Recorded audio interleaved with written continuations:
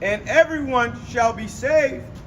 It's like, and everyone that shall be saved and shall be able to escape by his works and by faith, whereby ye believe, shall be preserved from the said perils. Yeah, those that believe, have faith. Again, people don't believe, man. They say they know the Bible, they this and that. They don't know shit, though. Right. They don't believe it. Right. They don't truly believe in the word, because then you start pressuring them on it. I don't believe it. Right, right. So why you bringing the scriptures out then? Yeah. And then they see us out here teaching the Bible, and they don't believe that we believe it, understand what the scriptures say. And then they start committing blasphemy. Really, these people, they believe in Jesus. They'll start committing blasphemy once you pressure them with the scriptures. You committing blasphemy. That's what the Lord said you can't be forgiven for. That's right. So good luck. Figure it out.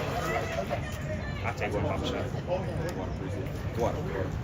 Go ahead, Habakkuk. Oh, you got more? Yeah, a little more. It says, then shall they be in pitiful case. Oh, Salakia.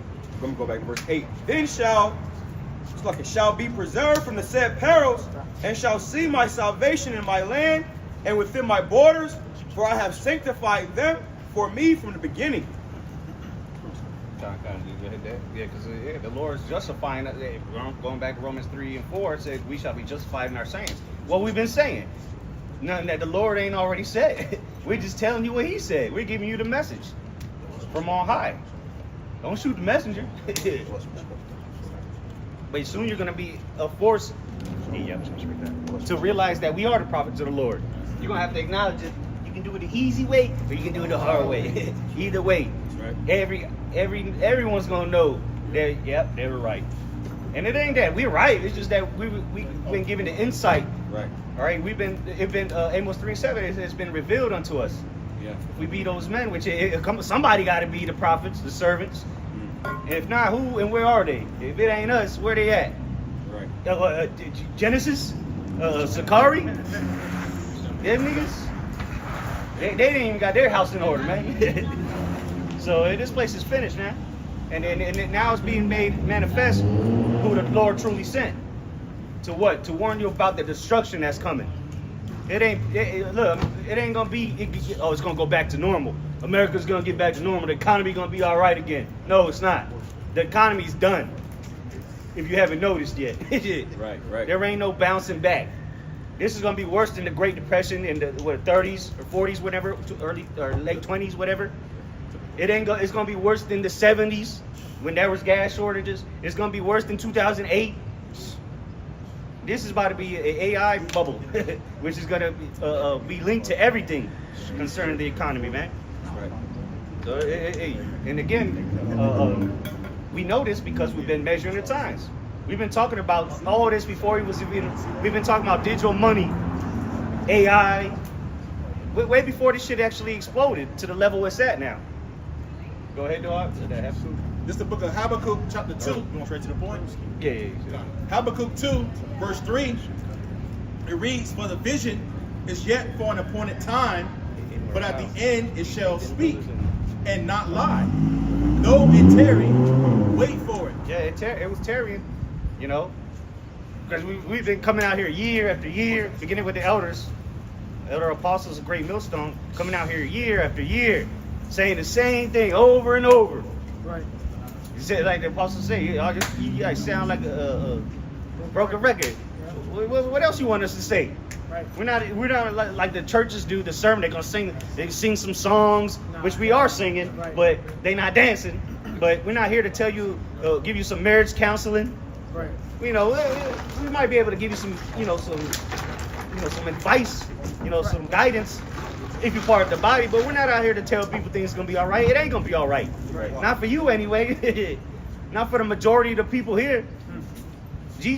God don't love everybody. That's a lie that they sold you. So what, that you could go commit more wickedness? Nah, man.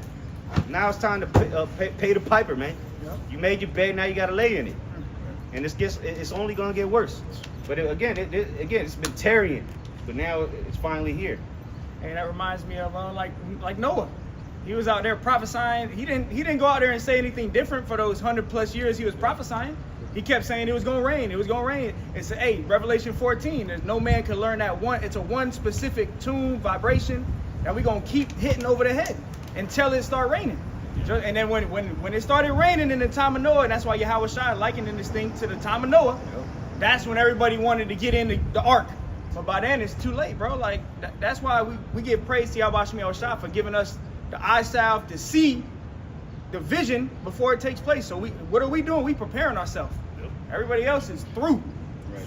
Yeah, we ran into the strong tower, which is the names of the Lord, man. Right. All right, that's what we know. All we gotta do is call upon them names, Yahweh Shai, and be delivered from whatever comes our way. That's right. That's right. And meanwhile, other people are gonna be bugging out, calling on Jesus, going down to Egypt for help, and all those roads lead to destruction.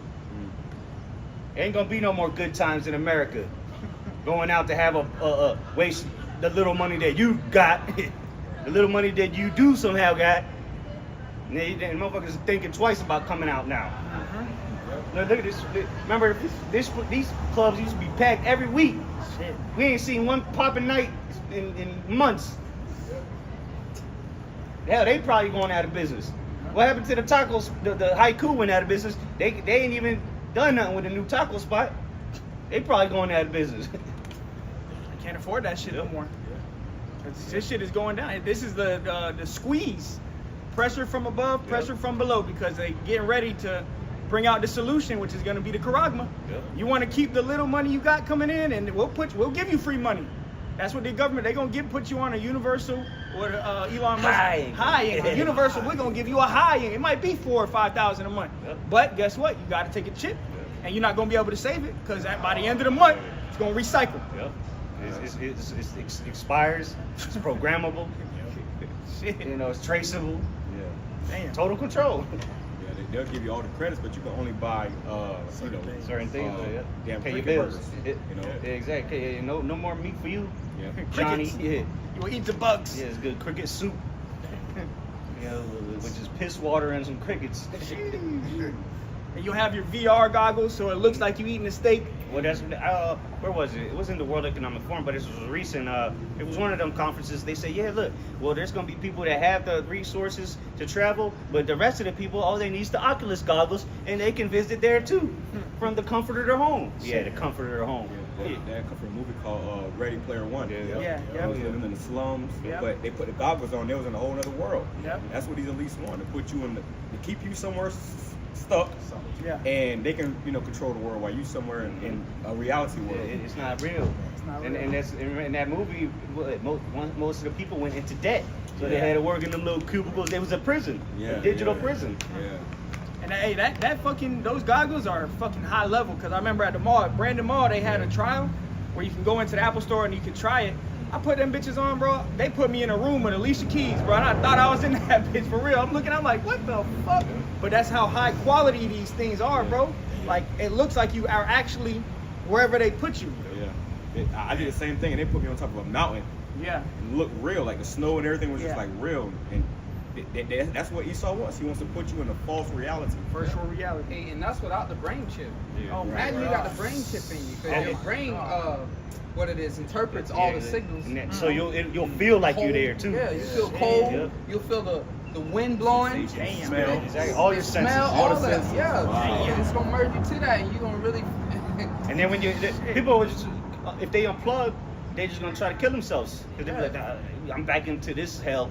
In the studio apartment. Everything's on fire outside Yeah. and shit. And they're gonna start to like it. They're gonna start to prefer the But they false already reality. do. Yeah. Most people, if they was to lose their phones, they will bug out. Yeah. They go an hour without their phone, they'll bug out. Because what? They're living in virtual reality, social media. Right. Because that's what most people live their life on. Exactly. Yeah, these people, everybody lives on social media, man. It's crazy, bro. You give you a virtual girlfriend. Yep. Oh my You know, god. showed you on that movie The Matrix. Yeah. You say you like Oh, a yeah. woman in a red dress, I can get you a private section. Like a She private. don't talk much. Yeah. Exactly. And then now you in there going, with some goggles on, bro. This Right. for real. Bro. He want to control who's having sex, who's having kids, all that. Because that would You know? that would depopulate the world too. Hey. You know, 'cause nobody's gonna want to have. Well, look now. Men don't want to deal with women no more. Exactly. So it's already happening. Yeah, you order a robot. You can order a robot right now. Sex robot. Yeah. And she look real. Silicone robot. And motherfuckers actually have them things too. Yeah, hell But yeah. in the movie Demolition Man, they showed you that. Basically, Sylvester Stallone character, he was trying to get busy with the cop girl, and they had to put on the VR goggles and pretty much imagine that they was doing it. This is a sick world we're living in. And anybody that loves this world, you're gonna be destroyed with it. That's right. That's right. Because this is a sick and perverse world. Yep. America is the sickest place on the planet. Pride parades. Pride month. Where's the righteous month at? Huh? Right. Why don't we celebrate righteousness? Why don't we celebrate the Lord? No, you're gonna celebrate homosexuals. And anybody that's with it, you're gonna be destroyed with them. That's right. And the majority of you people in America are gonna be destroyed, man. That's You right. bunch of useless eaters. To the Edomites and to the Lord. Yeah. That's why the Lord's allowing Esau to ramp up this technology to destroy you. Yeah.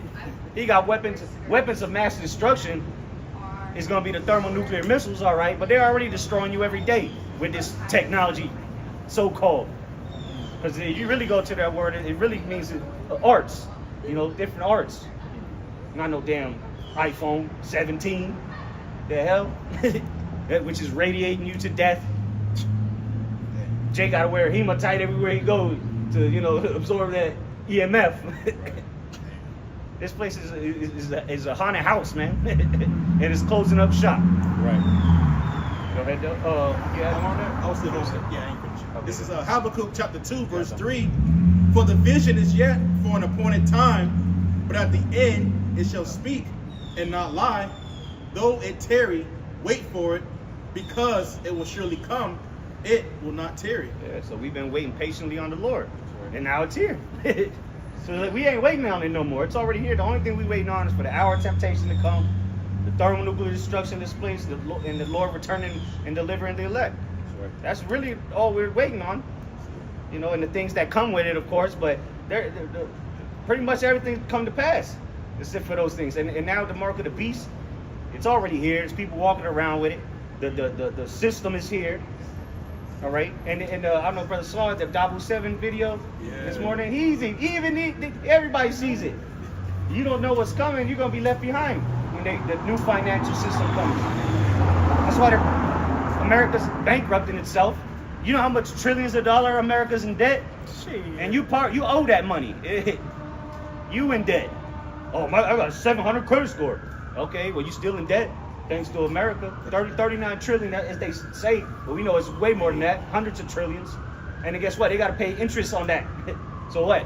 They just got to reset the system at this point, and they will. They're already doing it. They're liquidating right now. All right. That's why in one day $1 trillion is wiped away from the markets. Where'd that money go? Into their pockets. Shit. You know, the retail is the one that lose it. The big boys, they don't lose money. They know when to sell and when to buy. When they say $1 trillion was wiped out, that means the people that didn't know it was coming. That's where it was wiped away from, because that money don't just disappear. You got to go to somewhere, and it goes to their pockets. And one day, $1 trillion. Come on, man. You don't see the game yet? This ain't the first. This shit been happening every other week. Yeah. And then the big guys are making plays right before the shit tanks. Yep. So how the fuck, you know, because they know they're inside. And then Trump put a tweet out, a true social post, and then markets crash or go skyrocket. Oh, we're the new highs. That's why he said, I don't care about the average American finances. Yeah. Do you see the SP 500? That's what he'll say on national television. Right. And them motherfuckers don't even know what the SP 500 is. The hell? Did you see your 401k? What 401k, nigga? I don't got one. Shit. Right. Most people don't. And if they do, that shit ain't nothing anyway. They're gonna take that shit. That's next. gonna be, it's all gonna crash, bro. So they can bring in this new system, and it's already told you what it is. Blockchains. That's where it's gonna go. That's why they're tokenizing all these assets, commodities, and you'll be next. When Trump first got in office, he was against the CBDCs, but now 2016, when he first ran, he said, nah, never. And then this second time, he said, yeah, we're gonna be the crypto capital of the world. and really, that's why they passed the Genius Act last year to allow America to stay in power. Because what is that? the part of the Genius Act was that stable coins had to be backed 1-to-1 off of U.S. Treasury bonds. So that's and it's 90% of most stable coins are backed by the USD. So they're gonna go down, but they're gonna bring in a new system which is backed by the same shit, the U.S. digital currency. And guess what? Russia's down with it. They're all down with it. That's why it's gonna come upon the whole world. Our temptation. All that shit talking about, oh, nobody's buying U.S. debt no more. Nobody's buying the treasury bonds. Well, shit, when they go to buy those cryptos, like the brother said, it's back. That's what the crypto is backed by. Right. So America's going to stay in that position of power because why? It's prophesied. Yeah, China run whatever, but until the Lord come back, America's going they're going to stay in that position, bro. That's just how that's prophecy. You know, it wasn't prophesied for China to come up and take over. That's not in the scriptures, man. America's got to be destroyed for this place to go down. Come up, yeah. And again, the Genius Act, but that's what Trump said. We got to become the crypto capital of the world. Right. So I was gonna say that's why they're racing with China and these other countries. It's like a race For data centers. For data centers, and America has way more data centers than China does. Yup, way more. Way more. Not even comparable. Thousands. Yeah. And now they're building more. Right. Babylon gonna stay in power until Yahweh Shai returns. Hey, but then China taking care of their citizens. So they got less data centers taking care of their citizens, but America has more data centers and not taking care of their citizens. Exactly. And they're all racing towards this crypto, AI, data center. That's why they're building the data centers, because what's going to run this new infrastructure? Them data centers. Yeah. AI agents. You will literally have no decision making no more. Right. You know, the AI agent is going to decide things for you now. What you can, what you can't buy, when to buy it. Just keep your ass at home. No mercy. You know how you be like, damn, this fucking automated shit is good. Let me speak to somebody. Right. You ain't gonna never be able to speak to nobody. Nope. That's over with. Whatever AI say the decision is according to, that's what it is. Because it really is physically not gonna be nobody there for you to speak to anyways. Yeah. That's the point. Yeah, them jobs are good. They're already gone. What they call it, customer service. That's it. It's you never. It'd be a miracle if you get someone to pick up the phone, and it might be an hour or two before somebody actually pick up. Right. And nigga in India, thank you for calling. How may I help you? Nigga barely speak English, but he's supposed to help you. Nigga, just send me back to the AI shit. and they able to remotely control shit digitally from wherever country they in. It's all digital. You don't got to be there to push a button or to send this information there. It's all through the technology, man. They're able to control those things.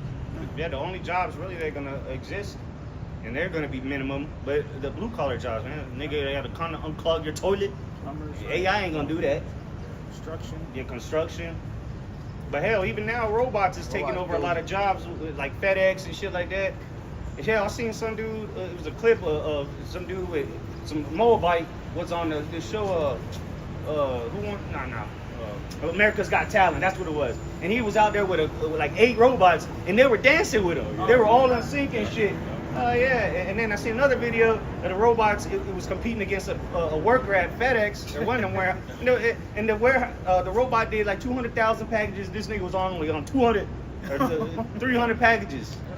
And send this nigga home. You're fired as of now. And if I may say this, Baba Shaw, and really it won't be a need for a lot of these jobs because they don't plan on millions, billions of people being here anyways. You know, the brothers know the industry I work for, bro. Again, that takes too much energy to go to each home and pick up people's trash. You know how, bro, they just gonna get rid of y'all, bro. That's it. It ain't, bro. You take up too much energy. Fuel, electricity, it's just too much energy to service all you people. They just gonna get rid of you, bro. You're not producing enough for the society, so we don't need you. Using water, electricity. Bro, They're gonna get rid of a lot of people. You know, that's the point. You're gonna die in a famine or whatever, civil unrest. They plan on getting rid. That you're X'd out. Exactly. Esau's gonna say, "Fuck it, let them kill each other. Less bullets we gotta waste. Less energy we gotta waste. Let them kill each other through famine and great tribulation, which we'll get to." Go ahead, though. And that goes back to the Georgia Guidestones. Yeah. What? How much they want to reduce the 500 population? million. Yeah, 500 million. And then they blew that shit up Yeah. a couple years ago. They about to do it. Yeah, because Yeah. too many people was getting onto that shit. Like, hold on. Wait. He 500 million. That's like 8.5 billion people got to go. Slaughter. Yeah. It's gonna be a slaughter. Go ahead, though. Jeremiah 51:6, flee ye out of the midst of Babylon and deliver every man his soul. Yeah, spiritually flee. We ain't gonna look. We ain't the passport bros. We leaving America, but we scared of what's coming. We waiting on them missiles, man. Right. We waiting on them because we know when the missiles come, the Lord's gonna save us. Because that's what He said He gonna do. If we be found worthy, in the dirt to the end, that's what we know what's gonna come. But when people, well, shit, they're already bugging out and scared. But imagine on that day, the day of the Lord, it's gonna be dark and gloomy, hell faces. People are gonna be literally shitting their pants when they know that a missile's on the way. You're gonna get a warning, and you ain't gonna remember what happened in Hawaii, that false alarm. Oh my God. Putting the kids in the sewer drains. None of that's gonna work. And we're gonna be praising the Lord when that shit starts happening, like the brother in Hawaii did. What he do? He went live, started praising the Lord. Meanwhile, people are gonna be shaking. But guess what? The scriptures say our enemies are gonna behold us go up. You're gonna see us get delivered before that missile obliterates you, burns you to nothing. Literally, you're gonna be evaporated with all the elements. Literally. Go ahead, though. Flee ye out of the midst of Babylon and deliver every man his soul.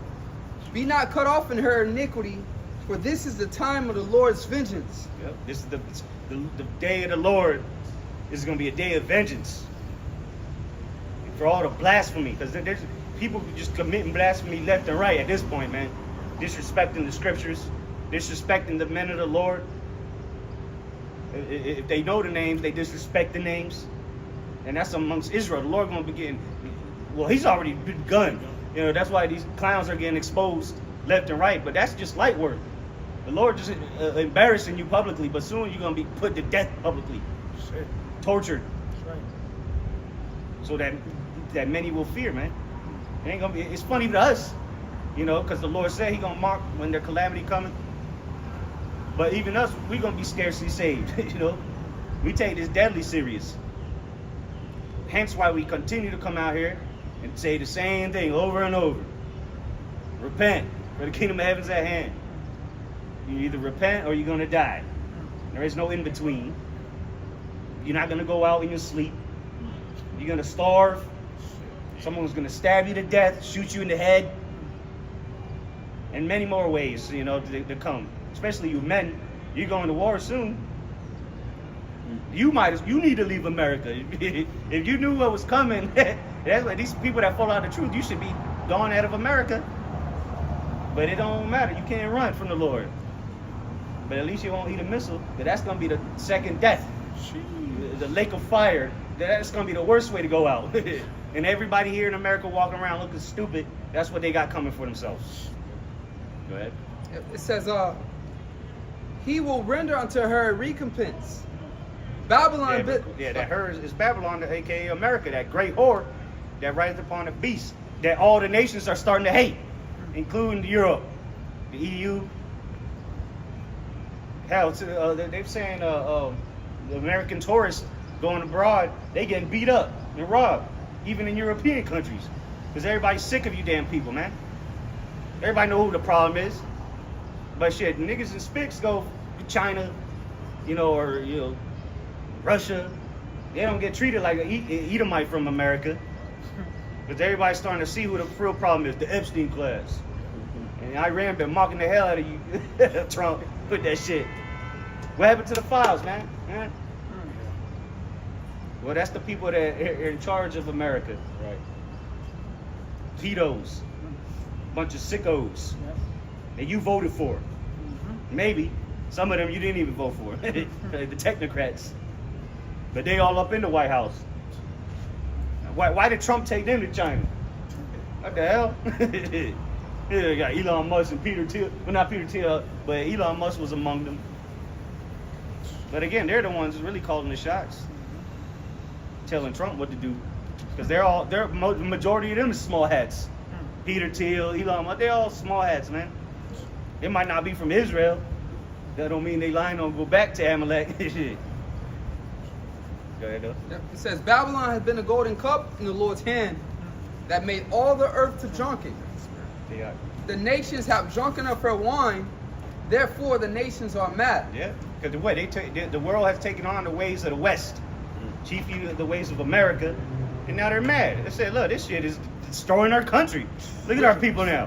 That's why Iran have gone to extreme measures to keep American culture out of there. And they still got infiltrated. They still made it in there. Yeah. Yeah, North Korea as well. Yep. Like if you go with a certain movie in that country, they'll kill your ass. Yeah, they do public executions to keep niggas away from American culture. Yeah. Where's Kim Jong-un's picture at your house, nigga? You ain't got one. They publicly butcher you. God, if it's dusty, I saw a video the other day. If it's dusty, if the picture's dusty, they'll put your ass to death. Damn. You'll be dusty 6 feet under. But that's the thing, man. These nations, they have taken away, because America, what they saw, democracy, Right. Freedom, Equality. Equality, giving women rights to drive cars. Feminism. That was a great mistake. Giving women the ability to speak her mind. Boredom. Oh Yeah, my man. God. This America had just polluted the earth with its wicked ways. And then you can't deny it at this point. Right. But the whole world sees it. The only people that don't see it is the bumbling ones who doing idiots it. out here. Yeah. Ignorance is bliss, right? But guess what? There ain't nothing happy about America. Yeah, that's what the word gay means. Right. There ain't nothing happy about this place. Right. But they got a whole month dedicated to abominations. Niggas that should be stoned to death. You gonna celebrate them for a whole month. Not a day, a week, a whole month. And the niggas, they get 20, the shortest month of the year. The nigga month. What they call it, Black History Month? Yeah. Yeah. Coon month. Yeah, Juneteenth. What a joke. Oh, that's in this month, ain't it? Oh, At least you get one day of the month. Disgrace to the planet. That's what America is.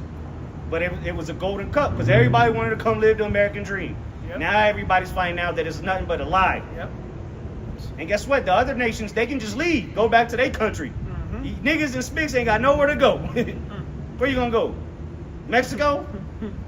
You're gonna be worse off over there because Esau's in power over there. Hey, there was a time where they thought America's street was actually paved with gold. Yep. They like these other nations. They really believe that there was places in America, and they come here and then they find potholes and shit. Yeah, you know? every damn street you go on, damn blowing the suspension and shit, popping tires. Bro, I hate Bottoming that out. shit. I hate that shit, bro. They said, fuck your shit up, Oh, yeah. bro. Yeah. And they ain't gonna fix it. Well, if they do fix it, it'll be back even bigger next week.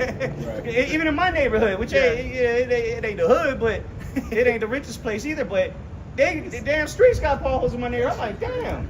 Yeah. Don't they got homeowners association? You paying that shit every month? They should be able to fix this shit. Right. A big ass pothole in the middle of the street. Like, how did this even happen? It ain't 18 wheelers coming through here. But it's the shitty infrastructure of America, man. That's why your brand new houses and brand new apartments breaking in a week. And the goddamn roof falling off. And you just moved in. Brand new. Right. Had it been actually paved with, that's why we're gonna pave our streets with gold. This devil is a fucking leprechaun sitting on all the gold, just letting it collect dust in a fucking attic or some shit in a basement. And that's what the leprechaun is, Amalek.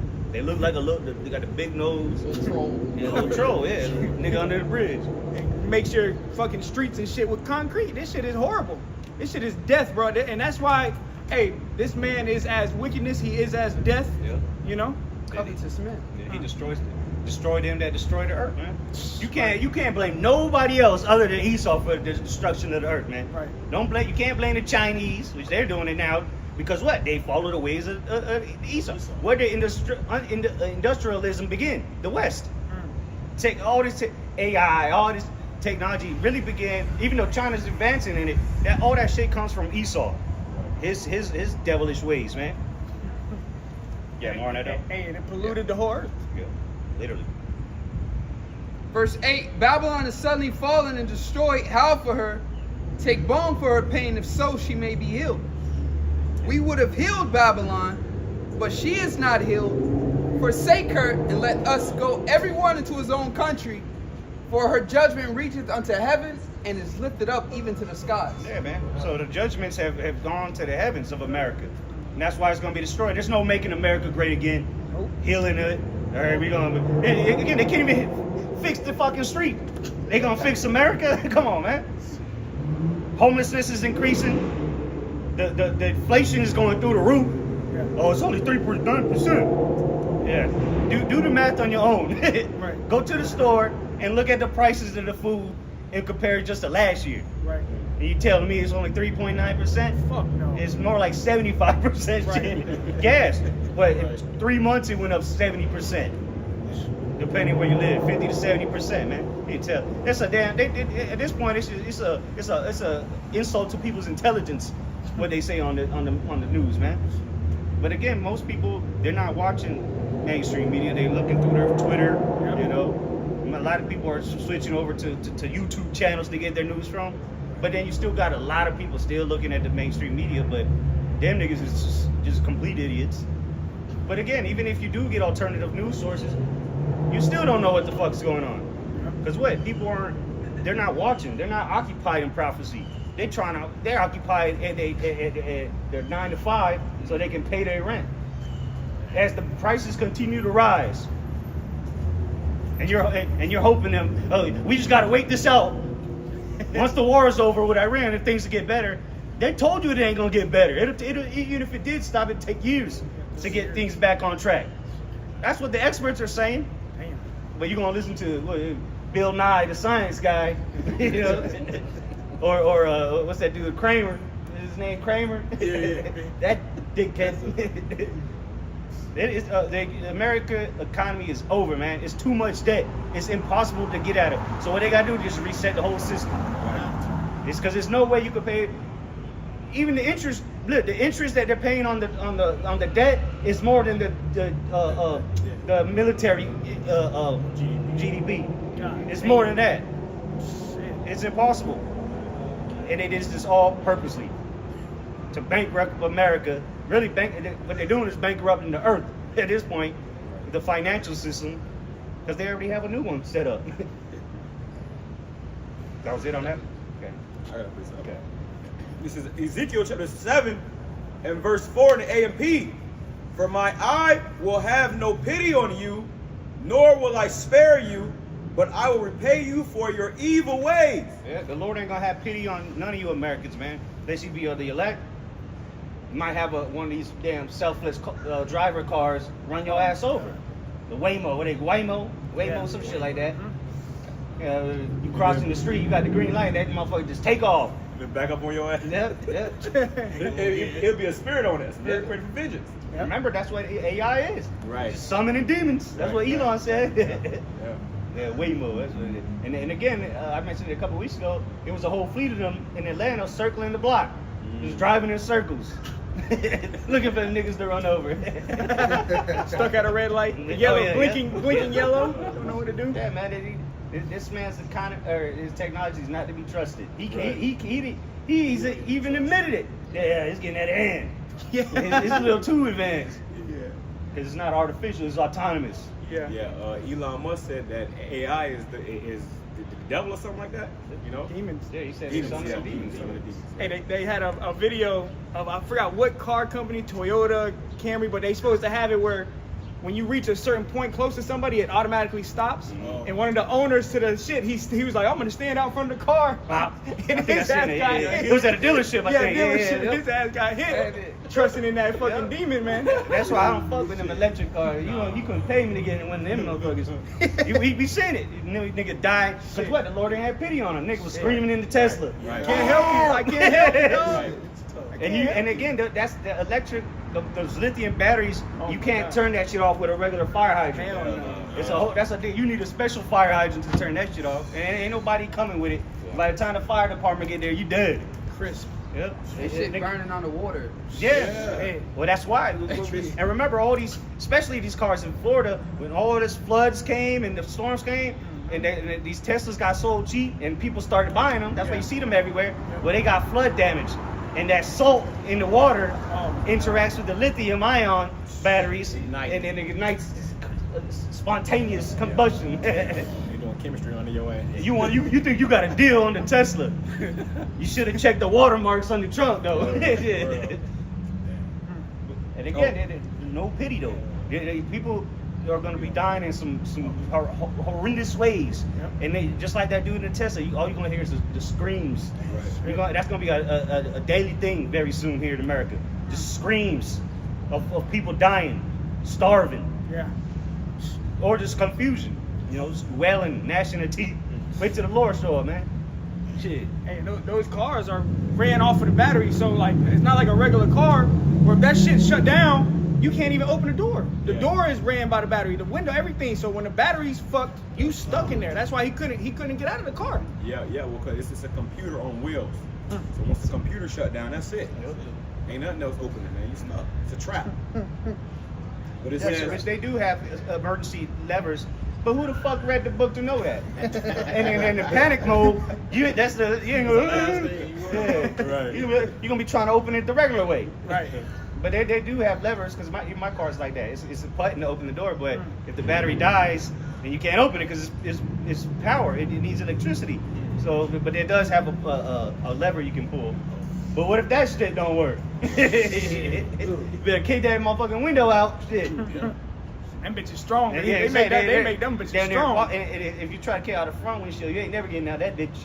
That shit's sealed in. Yep. And if you got tints on your window, that shit won't even shatter, so you still fucked. And again, most people don't even have the strength to do that. And if you do, the Lord might take it from you in that moment. You become feeble.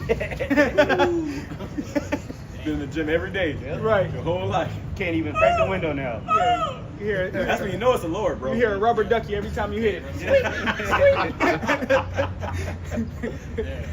It says, while your abominations are among you, and you will know, recognize, understand, without any doubt, that I am the Lord, Yahweh Hashem Yahushai. Yeah, if you America with the whole earth, you about to know who the Lord is. That's right. But y'all forgot about his power. All right, how dreadful he is among the heathen. Right. All right, that he's the king of terrors. You're gonna know before you give up the ghost. You're gonna know why this is happening, Right. and that the Lord sent out messengers to tell you about it long ago. You just didn't take heed. Right. So now you just gonna have to figure it out, and you ain't gonna figure it out. But what? Knowledge and wisdom is the stability of our time, so we know what to do. Just wait upon the Lord. Trust in the Lord. We ain't got to do nothing spectacular. The Lord's going to do the spectacular, you know? And we're going to give him all the glory and praises. When we start putting people to flight, all right, when we start doing miracles, and you haven't had a meal in a week, Shit. and we eating, Shit. you're going to know why. That we're going to let you know. Because the world will fear the Lord again. That's right. You can submit now, or you can submit when he returns. All right, but every knee shall bow. And that's when the true valuable men is gonna really show forth, which these people are blinded to. That the real high value men is not your red pill community on YouTube. Yeah, it's the prophets. YouTube influencer. Right. And them niggas ain't shit. Right. All right, all their talking points they got from us, beginning with the elder apostles, man. They ain't saying nothing new. They just got a platform, and people, send you some money on a super chat, and not one person, people barely drop a penny for us. I mean, there have been people that have given us money before, but motherfuckers get hundreds of dollars on their super chats. Like, this nigga just got 500. Why would you give him 500 of your hard-earned money? And he don't give a damn about you. He ain't telling you nothing that's gonna save your soul. Right. But that's all right, because the Lord is having it so that you have to believe on the word. Right. Not who's giving you the message, but very soon the table's gonna turn, and we're gonna get fame and praise. Hey. And the women will come running. That's why we ain't worried about nothing of this world that we go, I gotta show off so I can, get some bitches. Ain't worried about that, man. Because we know that they're just a byproduct of serving the Lord. That's right. If the Lord allowed these derelicts Right. to get women, Shit. niggas living it up in Miami, and we don't think the Lord gonna send us women? Come on, man. And then we virgins. Yeah, because women are hypergamous. They can smell power. You know, and right now the power is in the hand of the wicked. Yeah, the more wicked, the higher you go up the totem pole. Yep. And women, ooh, they want the lavish lifestyle. Right. Well, guess what? A wicked woman is given to a wicked man. So hey, you can have these run up hoes. You have them, take them, shit. Right. At this point, we not look. These women are used up. We looking for virgins, man. Right. And the Lord gonna send them to us. Right. You know, now the Lord will have mercy on certain women. Right. Well, even certain women that have high body counts, you know, whatever the case may be. But they're gonna have, it's gonna be a whole different attitude in that day. It's gonna be a whole different attitude. They ain't gonna get no talk back, no lip, or whatever they call it. They're gonna be. We ain't even gonna listen. We not even gonna have to tell them to shut the fuck up no more. Gonna give them a look. They not gonna say shit. Yeah, what they gonna say? Very humbling. Yeah, Bro. that's how we know things are gonna get so drastic out here that women are just gonna be willing to submit to a man of the Lord instantly. Vegas, just let me be called by thy name. Right. Because right now they're proud as hell, like that one chick that was out here, proud as demons, use goods and still proud. Right. And in that day, a woman's gonna be the least of our worries. We Yeah. we already done overcame Eve. We don't give a fuck. You know, brothers already live without it. So in that day, you know, we're looking for salvation at the end of the day. And the people that are gonna be around us are gonna be believers. The Lord is gonna send them. It ain't gonna be like you, which we do be picking, and you know the Lord, you know, claiming them. But you know the believers are just gonna start flocking to us because they believe. They're gonna believe on what we said before, what we're gonna be doing in that time. It's gonna be undeniable that we got the power, the true power, which is Yahweh Bashim Yahushai. That's who's gonna do these things through us, though. Just like He used us as messengers, well, He's gonna continue to use us. But it's about to be upgraded. That's right. To show you the power. Because you don't believe it now, which the word is power. You don't believe it right now, well, all right, seeing is believing. For the majority of even the believers, they're just going to have to see something. Right? Because you might have told them they didn't buck up about it, you know, up against the word, but they're on the fence, so to say. Because there's levels of faith, you know. Right. But that trust and believe. When they say you do some supernatural thing, ain't gonna be nothing. You're just gonna have to get in line or get left behind. They're gonna be willing in that day. You got more on that? It says, "Thus saith the Lord, Yahweh Shem Yahushai, a disaster is coming, one so destructive and injurious, so sudden and violent that it stands alone." Ultimately, the nukes. Right. That's gonna be that ultimate violence. A time like no other, which is going to be the lead up to the end. But when the missiles drop, nothing will ever be seen like that again. Right. And nothing has ever been seen like that. Right. You can't even compare it to nothing. The flood was the closest thing to it, and that's not even going to be comparable. Of the intense heat that's going to melt the very elements. It says, "A unique disaster.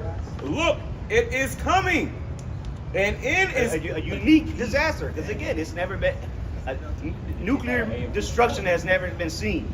Yeah, they drop atomic bombs, but thermonuclear destruction is coming to America, and that's what the Bible's talking about. That's right. That's how America's going to be checked out for good. It says, "An end is coming. The end has come. It has awakened against you. Look, it has come." Yeah, the end's here, man. We at the end, because remember the Lord said the word's going to go out to the four corners of the earth, and then the end shall come. Well, the end is here, man. That's right. America's at its end. America ain't got 5 years left. We down to months of Babylon the Great. If you can't see it, you will when you living in the streets.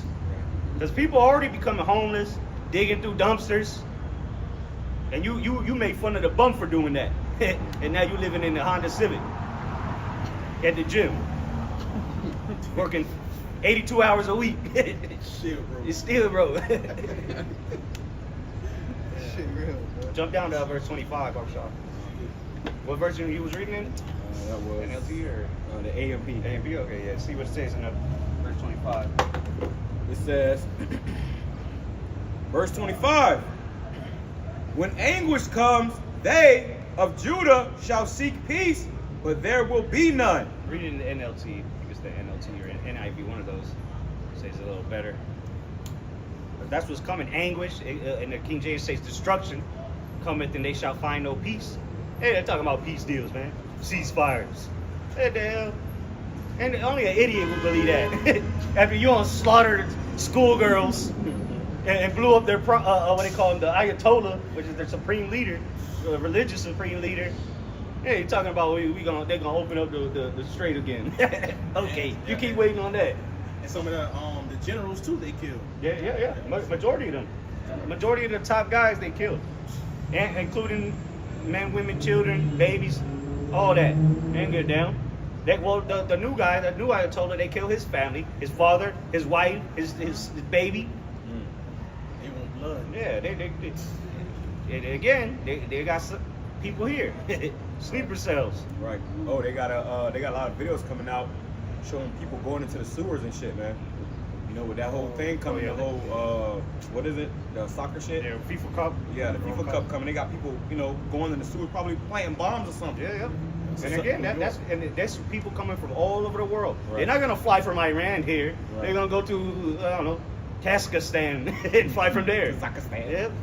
Turkmenistan, Algeria, and they can't stop all these people. They're all flying into to watch soccer. Yeah, okay. We're at a circus. Yep. Which that's another crazy shit going on with that AI taking over that. They got AI in the fucking soccer balls now, bro. Shit is crazy. Control who It win the game and says, shit. Ezekiel chapter 7 and verse 25, terror and trembling will overcome my people. What version is that? NLT. NLT, okay. Terror and trembling will overcome my people. They will look for peace, but will not find it. There you go. That's what's coming. That's what these last days of America are going to consist of: terror, anguish, destruction, fear, and no escape. No peace.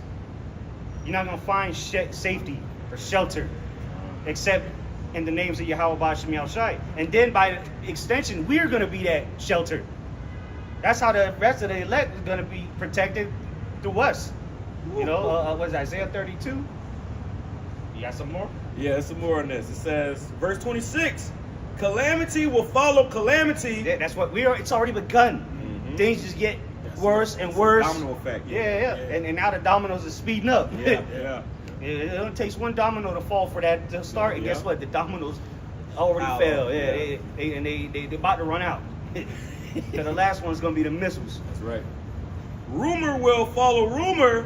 They will look in vain for a vision from the prophets. Oh yeah, now you want to hear us out. Yeah. And guess what? We ain't gonna be out here no more. Yeah. Yep. And even people from our families and stuff. Yep. You know, ex-woman, they're gonna try to come back around. Everybody gonna try to get with the program. Scripture like people shall be willing in the day of thy power. Niggas gonna want to get with the program, and it's gonna be too late. Mm-hmm. Yeah, you're not. Well, again, Amos 8. You're gonna dig in 8 and 11 and 12. They're gonna be searching. Right. Damn, I know they be out there on Saturday. And then it's gonna be niggas getting butchered out here. And you think we gonna be out here? Shit. You see all these teen takeovers, these Right. street takeovers. People just wilding out. And you still got the luxury of going to fast food. Right. You still got AC. When all that goes, when food is a rare commodity, you think they're gonna be out here just to take over the streets? No, they're gonna be out here to take your life. Yeah. That's it. Hey, in the first place, people gonna go is these cities, man. Yep. This is where everybody at, where all the, the fluent people at. They're gonna come try to rob these people in their condos and whatnot, and it's gonna be chaos in these cities. I remember that nigga that was driving that Lambo. Go Yeah. find that motherfucker. Lamb chop. Yeah. That nigga lamb chop. Because it's gonna turn to cannibalism, bro. Yep. It's gonna get so bad and so desperate, people gonna have to start resorting to eating each other. Yep. Okay, so, hey, it's fun now, but that's what's coming in the near coming months, man. And the celebrities are coming in, starting in a minute. This bitch Celine Dion said it. She said, "Yeah, I used to eat children." She said it, and that's why you see all these celebrities, because it's a side effect of there's a disease I can't remember the name of it, but it's a disease of you get it from cannibalism. And then, so you'll start losing weight and shit. And that's why they're blaming it on Ozempic. But but it's really it's that disease is starting to hit all these celebrities. That's why they're so fucking skinny now. A lot of them. It ain't Ozempic. It's that cannibalism they've been doing. Yeah. And what's her name? Selena Gomez. You see how skinny she got? Yeah. She got fat at one point. Ariana Grande. Oh my God, she looks like a complete witch. The black bitch that she played in the movie. Oh, yeah. That bitch look like sticks and stones. Yeah. Man, I think it's Cara, some shit like that. I can't remember the name of it, but you can look it up. It's a real disease that comes from cannibalism. Kuru, that's what it is. Yeah. Okay. You want to read a little bit of it, the description of it? Show you how to move the book of Eli. And you gonna see Oh that. yeah, shakes. You see one fucker with a shake, you better get the fuck away from him. That nigga hungry. It's not your friend. He want to eat you. He being too friendly to you, huh? I wonder why. Right. That's the time people, hey, especially these women, Yeah, they're gonna be getting raped. They're gonna get raped and they're gonna get ate. Yep. Great Right? day. Then you're gonna start looking for. Then you wish you was with a man of the Lord. Then you're gonna realize the value of a man of the Lord. And you might not measure just like these women. They say we got standards and la la la. Oh. Yeah, you're not gonna measure up if we don't to what we want. Right. You're gonna have to do some extreme things we to gonna get have with a to- man of the Lord. Right. We gonna have high standards Yeah. in that day. And then again, the Lord's gonna send us who He wants us to be around, or who He wants around us. Better Right. said. Right. Yeah. That's right. But you got anything on it? Scripture or something? I had that word. Yeah. Yeah. It says primary disease associated with cannibalism. I believe it's Kuru, Kuru, a rare, incurable, and fatal brain disorder. Yeah. Incurable. Incurable. You ate too much human meat, nigga. That's why you're not supposed to eat humans. Right, Now you got right. a whole disease. It's a unclean. mental. You losing weight.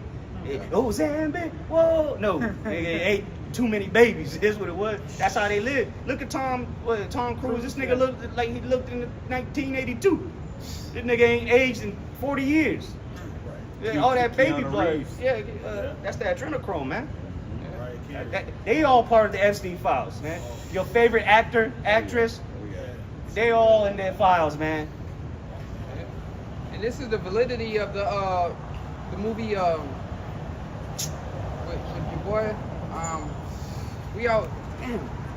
Denzel Washington. Eli, the water. Because you said shakes.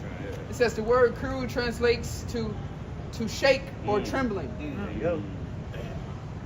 And niggas, it really, a lot of these people are already cannibals, they just don't know it. Right. Eating all that damn McDonald's and shit. Drinking Pepsi. Aborted fetuses in your shit. This place just gotta go, man. But yeah, these people in the Epstein class, they eat them motherfucking babies for breakfast, lunch, and dinner. And that's in the files of the Epstein. They call it jerky. They call it pizza. They talking about human meat. This is the perverse world we live in, and these are the leaders.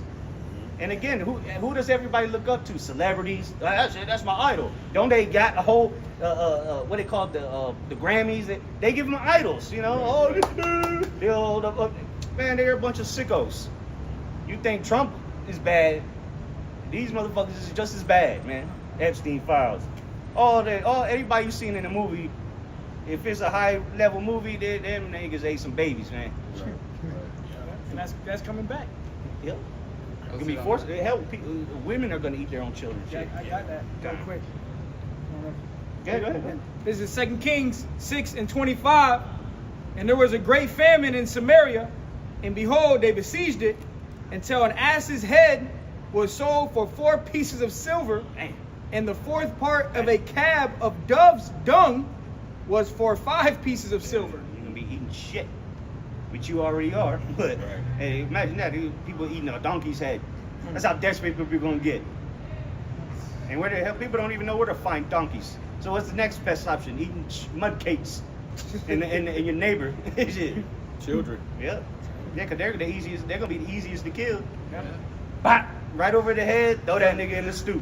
A lot of people gonna eat their pets, man. Yep. Dogs and cats, first ones to go. Yeah, you talking about shit about Moab. Oh, they eat cats and dogs. Nigga, you gonna eat little Toto. Yeah, they showed you that in what was that, Venezuela, when they had that little crisis. Yeah. People was breaking into the zoos. Mhm. They was gonna eat anything. Anything. I just want to get something to eat. That's what it's gonna be, man. People are gonna, because again, when that hunger hits, people will go into some extreme measures to eat. Oh yeah. Hey, you know, you can't, according to the law, you can't eat everything, man. Everything ain't food. I saw a story about this family that ate a bear, Oh yeah. So. and they had a bunch of parasites. Their body got rid of parasites. So all food ain't food, bro. Right. Right. Everything that you can put, because you put them out, don't mean it's food. So people gonna be eating anything, they gonna be dying from that.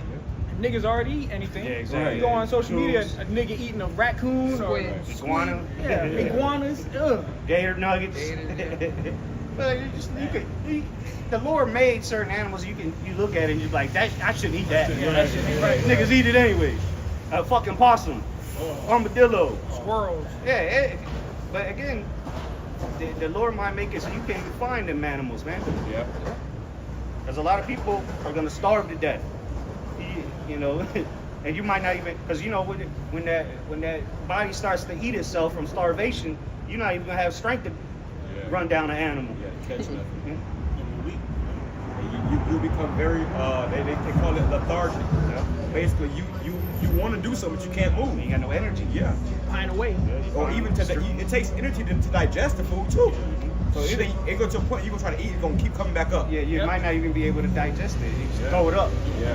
Because your systems are failing. Damn. And once your organs start shutting down, you're fucked. Yeah. You ain't gonna be able to go to the emergency room. All right, call Dr. Patel. Or you might be priced out at the AI doctor, so it's gonna get bad, man.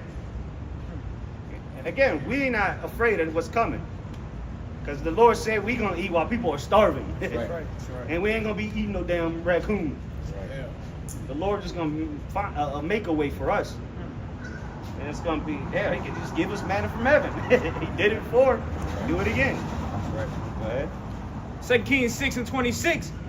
And as the king of Israel was passing upon the wall, there cried a woman unto him, saying, Help my lord, O king. And he said, If the Lord does not help thee, when shall I help thee? Yeah, that's what we're gonna tell you in that day. If you ain't right, help me, can you help me out? Hey, the Lord ain't help me, what you want me to do for your shit? Right. Because you know the Lord gonna turn our discernment up. We're gonna be able to realize this motherfucker ain't worthy to be Right. fed. Right. Keep it moving. Right. Or we might just put you to flight.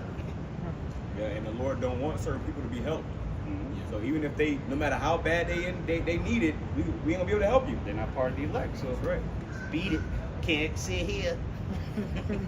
That's what a lot of people are going to be turned down in that day. Yep. Yes. We're going to be doing a lot of turning down to Yes. women and not scoffers, but if you ain't right, we're going to be able to tell. Yep. The Lord's going to put it on our spirit to know who's right and who ain't. Right. Yeah, we got that spirit now, but That's right. it's going to be even more increased. Yeah. Or something might happen where you might want to help somebody, and the Mhm. Lord just intervene and make it not happen. Like Strike 'em like, down. Yeah, Yeah. immediately. Like, oh shit. Or maybe you do feed them and they go about their way and still die. You know, because some people did follow the Lord just to eat. Them motherfuckers might be back here to get a meal, just to get a missile. But they don't truly believe. I remember this chick I was dealing with at one time. She said something that was heavy. She was like, "Don't nothing get past you." You know how you dealing with a woman? They Right. try to get shit past you. Try to play games. Yeah, it said, "Don't nothing get past you." And I thought, I said, "That's the Lord. It ain't me." The Lord can get past the Lord. So with the men of the Lord, we're gonna be able to see through a lot of bullshit these last times. We already can. And we'll be able to perceive your thoughts like the Lord did. He said we're gonna do the same works and greater. That was one of the works he did. Right. Read people's mind. Right. So we're gonna see all your guilty, things you did, and the Lord said, "Nah, leave that motherfucker." Because when you motherfucker lying, they might be telling the lie, but in their mind they're like, "Hey, we got you. Yeah, we're gonna hear that shit." Yeah. And then repeat it back to you, and then have you super bugged out. How'd you know that? Nigga, I heard you. You are been a Lord. Yeah, but you just fucked up. Yep. Then you just drop dead. Right. Jeez.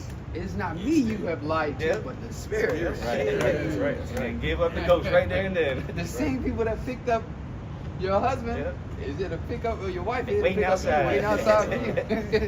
Jeez. And that's the power. And again, that Peter just spoke that, and it happened. Yeah, that's what we're gonna be doing, man. We're just gonna speak something, and it's gonna happen. We might just say, hey, the Lord gonna kill you with a lightning bolt, and then and you're fried right there on the spot, and everybody sees that. Oh shit! Yeah. Let me not fuck with him. Yeah. Hey, the scriptures say we're gonna have abundance. People, the heathen gonna envious and not be able to do nothing. What you gonna do with somebody that just called fire down from the heavens? Run. Yeah, exactly. You're just gonna be sitting there angry and envious. Let me not fuck with him. Good. 2 Kings 6 and 28, last two verses. It says, "And the king said unto her, What aileth thee? And she answered, This woman said unto me, Give thy son, that we may eat him today, and we will eat my son tomorrow." Yeah, how many people know that? That go to church. That Right. there was cannibalism in the Bible. So it's not far-fetched. The Lord's gonna put it on these people's spirit to eat their own kids. Fucking thanks. People you know in your whole life gonna be trying to break down your door and eat you, man. You know? It's gonna be like that. What did Alex Jones say? I'll eat my neighbor. I'm gonna eat that. But that's the average American. Right. Because these average Americans are addicted to food. They don't. I remember, 3 meals a day. Nah, it's like 7 meals a day. You get snacks. Yeah. All the food got drugs in it. Cookies. So you addicted. You addicted to eating. Food head. You know, so these people don't know what it is to go on a fast. And well, now they're being forced into it because they're broke. Right. But even then, they still eating some bullshit. Right. Processed Cancerous, yeah, exactly. Some fucking cheeseburger from Yeah, that's McDonald's. You gotta get off that Right. processed food, man, because that stuff it's gonna be harder to kick it. That's where all the chemicals at. And that's why the baby meat gonna taste normal to them, but you've been eating it already. Right. You know, I'm not saying 100% beef. Yeah, Yeah. I'm with 38% nigga baby in there, bitch. For real. You just mix it all up into the ground beef. Plant based. Yeah. Yeah, bullshit. Yeah, if you see it, why has it got blood then? It's Right. plant based, but it come in a package full of blood. Yeah. What is this? And because I've seen that shit Yeah. at a restaurant. The Ugh. dude showed me and my young. He Yeah. came out, he showed us the packages that come in. He said, I wouldn't Ugh. eat that shit if I was you. Because I ordered it, and he was like, I wouldn't eat that if I was you. Oh, I said, never mind, nigga. That was Let the me get Lord. the turkey. The Lord came through. He's like, nah, don't eat Yeah. that. I ain't ate plant-based nothings ever since. Which, you know, we in hell at the end of the day, but Right, everything's fine. you know, yeah. Hey, when you starving, hey, they show you that in the Snickers commercial. You're not yourself when you're hungry. Yeah, you're hangry. You know, so these people go without food. You're gonna start making rash decisions, stupid decisions, to the point where you're gonna eat your own children. Especially the so-called black woman. The black woman don't give a fuck about her children. Bitch gonna eat. And they got 12 children, 5 different baby Yeah, daddies. So we got- get we rid of got- the youngest one first. Fuck him. The one crying, keep crying. Right. Yeah. Everybody kinda treat them gonna like eat shit your anyway. Right. Right. It ain't gonna be nothing to kill little Tyrone. Mm. Keisha, big old fat Keisha, fucking legs swollen and shit. Monster. Yeah. 2 Kings 6 and 29. So we boiled my son and did eat him. It made some niggas stupid. And the meat was just falling off the bone. And I said unto her on the next day, Give thy son that we may eat him. And she hath hid her son. Yep. So they gonna be lying. Hey, we eat my son tomorrow. Let's just eat your son today. And them motherfuckers gone the next day. With the food, got some luncheon meat to go with her. Hey, and then that disease the elder priest brought out about how it's an incurable disease. That's judgment. Yep. That's judgment from the Lord because you can't be cured from it. So eventually you're going to end up being destroyed if you do that. And again, they start looking like motherfuckers that live in Africa. Look at the picture of Celine Dion right now. She is through. Right. Look like straight up a skeleton with skin on it. She get- no muscle mass, nothing. And They that's had- I was gonna say they had to do that to get into that realm. And that's the only way they got to be Selena Dion is they had to do that to get into that realm, and now that shit coming to backfire. How do you, Esau ain't just gonna let you get this fame and praise, right? We gonna get fame and praise because we serve the Lord. Right. How do they get it on the left hand side? Why? Doing atrocious acts such as cannibalism, Right. such as sexual magic, and it ain't no regular sex that I'm talking about. No. We talking about sex with Beast. minors, beast, you know, Orgies. inanimate objects, orgies like they showed in Eyes Wide Shut. It was just a freak off. Diddy ain't nothing compared to what they really be doing, Yeah. right? In these shindigs that Edom, you know, does. They try to make Diddy he seemed like the worst nigga on the planet. He's a sicko, of course. Right. He's just a cuck. Right. But compared to the shit that Epstein and the Epstein class does, and these celebrities do, like the high level celebrities, Right. hell, even Denzel, all these niggas is sick. Yep. And they've been to the, you can't even call it a freak off. It's a ritual. Yep. A satanic ritual. Yeah. Where they just happen to freak off. But it's a satanic ritual. That's how they get to that level. Right. And then sign on the dotted line in blood. All these rappers, they all homosexuals, man. Yep. You gotta be. That's a part of serving Satan. Yeah. Satan, that androgynous spirit, Yep. Baphomet, you have to be a homosexual if you want to make it. You gotta be a witcher, a wizard, or a sorcerer if you want to make it in this world. You know? Diddy was nothing but a doorkeeper. Exactly. He was low level, you Oh, know. But they, like the elder preacher said, they painted him to be the worst guy ever. But when you really get past that level, there's always something worse when you go up the scale. Who showed him that, all that? Exactly. He's that dude Clyde Davis, who's a small hat. Mm. You know? So where they come back from the small hats? Yeah, and you got that industry witch, that yeah. all the rappers they're around that witch. Mhm. Like, yeah, she's bro. They're just recruiters, man. Yeah. Diddy was a recruiter Right. to bring more people to that lifestyle. Mm-hmm. And that's why some guys, they never make it. They might have a one-hit wonder, Yeah. but then they take them to that back room and say, hey, listen up. You know, the light, they turn the lights down. A camera, nigga with the camera rolling. And you know, they're gonna say, you this is what you gotta do. You know, and then they bring out the little baby on the plate. Look at the Epstein files, man. They had the pictures of it. There was pictures of babies. You know, what the fuck are these people doing with babies, man? All these missing children and shit. Right. Yeah, somebody ate that. All right. Yeah. Well, once your baby go missing, you can assume the baby didn't get Yeah.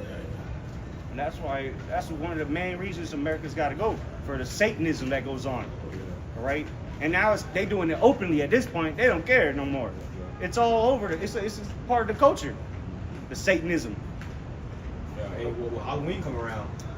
Motherfuckers embody that shit, bro. Well, hell, Pride Month, man. What do you think is gonna be going on in these major cities? Well, St. Pete is a hub for that shit. Yeah, it is. Fucking, you know, degeneracy, man. But when we was out there teaching, we would see that shit every year. Yeah. You know, that's one of the biggest parades they do in St. Pete Really? during June or Pride Month. In Florida, is if not the biggest in Florida. Yeah. Bunch of fucking flames. Yeah, I went out there Flames. not too long ago, and everything was like pride flag everywhere. The streets had pride Yeah. flag painted on the hip. So that's America. And now you got this nigga, who is it? He's a high level official, senator or some shit. Majority of them are open Oh, moles, yeah. man. Oh yeah. What the hell? Who voted for this nigga? Shit. He got his husband standing next to him. Oh my God. What the hell is wrong with you people, man? But it's been normalized. Right. Because this is the mother of harlots, man. All these sick philosophies, it's been normalized. Right. What do you think college and university is all about? Freakism. Your chick chick that went to university when you know what happened to her. She gone. She done. I was in a sorority. Okay. Yeah. I'm not taking you serious. That's for sure. Hey, any woman that go to college, That's the worst place you can see Yeah. Your send daughters. your daughter Yeah. to college, bro. She gonna come back. well, even the military. Anyway, Yeah. really. Anywhere That's you true. send your daughter is fucked. That's true. But I was just saying that's what they. Oh, you're gonna Oh, go to yeah. college. Like that's Yeah. that's something like Push. praised and Whee! glorified. Yeah. You're gonna You go know? live your hot girl summer for 4 years, and then come out with a useless degree, and now you just got who knows how many bodies that you can even remember, because you know they get Plastered. they just get fucked up and don't even remember, drugged out, Train ran on. flooded out. That's part of the sorority shit. The sororities and the clubs and shit. If you want to be a part of that, you got to do there's rituals. Hazing. Hazing, yeah. Yeah, and then, you know, bro, it's like, she want to be taken serious. Yeah, you're a serious joke, shit. Right. But you got something? It's the book of Isaiah, chapter 47, verse 7. And thou saidest, I shall be a lady forever, so that thou didst not lay these things to thy heart, neither didst remember the latter end of it. Yeah, I'm talking about America. But hell, the women have taken on that spirit of America. That, I'll be a lady forever. It don't matter what I do. The past doesn't matter. I can ride the car carousel all I want. And there's a nigga waiting for me at the end of the road. Right. And now they're finding out that ain't nobody waiting for you. Nope. You just been pumped and dumped. Now your self-esteem is this big, Right. and now you're crying yourself to sleep at night. 40 with no kids. Or 12, and no man though. One or the other. Because what? That's the spirit America has pushed on to around the world. Yep. Well, the scriptures say that, give not a wicked woman liberty to gad abroad. Yeah. And they all wicked.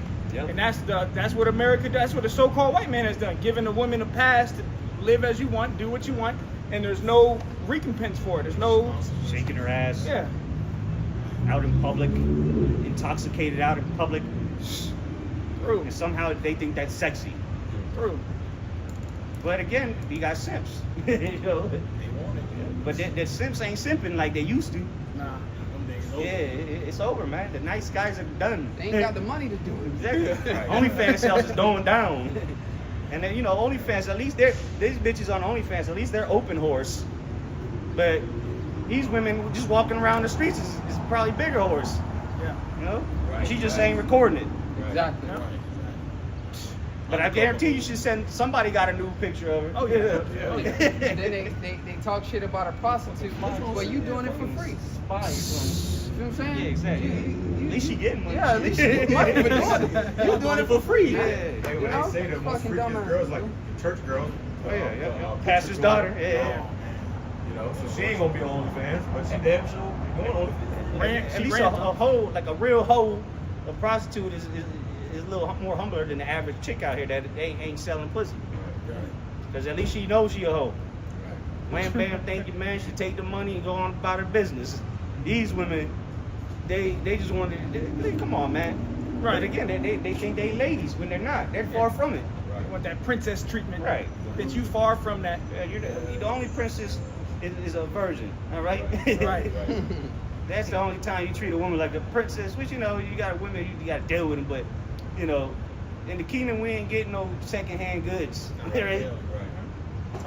They all got multiple personalities because all the semen in DNA. them. All that DNA. That's why one day she acting like this, and the next day she acting like a completely different. Like, where the fuck you Shit, learn and that from? same day. Right, The same day, picture same hour. act You're like, different. what the fuck? Switch up quick. That's why the average woman is like an emotional roller coaster. Yeah, that's why they need guidance, man. These women need guidance. If not, they're gonna fall for the ways of Babylon, man. A woman with no instruction is headed to destructions. Self-destruction mode. Exactly. Self-destruction. These women are constantly on self-destruction mode. That's all it is. Just like America. Yep. America's in self-destruction mode. Go ahead, Dylan. So reading on Isaiah 47 and verse 8. Therefore hear now this, thou that art given to pleasures. Yep. And that's what America's all about. People just looking for pleasure, chasing after lust, not chasing after the fear of the Lord, not trying to serve what the Lord wants. It's all about pleasure in themselves, especially these women. Oh yeah. They're giving unto pleasures, man. Yeah. Well, the Lord's gonna give you up to your own delusions, man. Well, You wanted to play the harlot? Well, hey, you might get raped to death very soon. that's right. When all hell hits the fan, you're just gonna rape you till you can't move no more, You asked for it. and then eat you. The scripture say what? She that liveth in pleasure is dead while she liveth. So and that's what women love. They got that song. I forgot who sang it. Girls just want to have fun. Yeah. You know, that's an actual spirit. And now these women are. That's why when you see a woman, she's dead, bro. Like that's death. She's indulged in death. They just love pleasure, bro. Yep. You know, and that's how you keep her. That's how you want to keep her happy. It's Fun. to say she that is given the pleasure is dead as she liveth. While she liveth. Yeah. So hey, the Lord it said in the last days people shall be lovers of themselves. Well, that's part of that pleasure, man. The pleasure, and then the pleasure palace. yeah, okay. That'll lead you to a missile. Shit. Because these women love they love to pleasure themselves too. Right. Oh yeah. They got all these sex toys and shit. Oh my God. The rose. Just machining themselves to death and shit. That's why you can't please them. Yeah. You in there going ham, and she ain't. She's just like, what the fuck? She got a dildo the size of your arm and shit. Hey, Like, what the hell? They came out and said how those toys they Desensitized them. Yeah, and it's electronic, so you EMF Man, rays. oh, man. It's a vibrator. Right. They radiator to fire. Yeah. You wonder why you can't do it. Nobody can do nothing with you no more. Right. I can't compete with I that. can't feel anything. She can't feel anything, and I can't feel anything. Wasting your time. It's like throwing a hot dog down the hallway. She got the jackhammer at home. Oh my God. And take the AAA, the D batteries, the big fat batteries. Then she talking about, I don't need no man. And remember, the toys are like latex or plastic, so Yeah. she's poisoning herself. Yep. Now she can't have kids. She don't fuck their own shit up. These women are through, but they think that makes them strong and independent. The devil did a good one on you women, boy. Oh, yeah. I told that to a chick a couple of days ago. I said, yeah, damn, feminism got you good. She can do nothing but agree. Cause shit, at this point, you gotta see it. Take a look in the mirror. Shit, you believe all this bullshit because you've been indoctrinated in school. Through social media. Now these women, that's why they just gotta be humble, man. Now they're lonely. Yeah. Now you go, epidemic. yeah, you go to a club or something. It might be 2 men in there and 50, 60 women. So because nobody want to deal with your ass no more. You go to the bars. Right. Women just sitting there talking to each other. Right. No nigga coming up to you. Miserable. For what? We already knew you a hoe. That's why you out here. Yeah, you play hard to Yeah, get. you gonna play hard to get, bitch. Get out of here. Hey, go back home to the jackhammer. Bitch get all dressed up, take 2 hours to get ready, go out just to turn down men. Yeah. And you go home and you crying that you need a man. Like, you through. You bugged out. That's why nobody want to deal with your ass again. But that's why, especially men of the Lord ain't dealing with it. We just going to wait for Isaiah 4:1. When that happens, women that are going to be in order, silent, loving, begging. begging. They're gonna be begging. Right. And that's why chase after women when we know they're gonna be begging us. And we gonna do what like we've been saying. Going back in Isaiah 47 and verse 8, therefore hear now this, thou that art given to pleasures, that dwellest carelessly, that sayest in thine heart, I am, and none else beside me. Again, that's America. That's the spirit America's in, that great whore. Which again, that's why these women are great whores. And read that last part again, I'm sorry. That's literally the mentality of an American woman right here.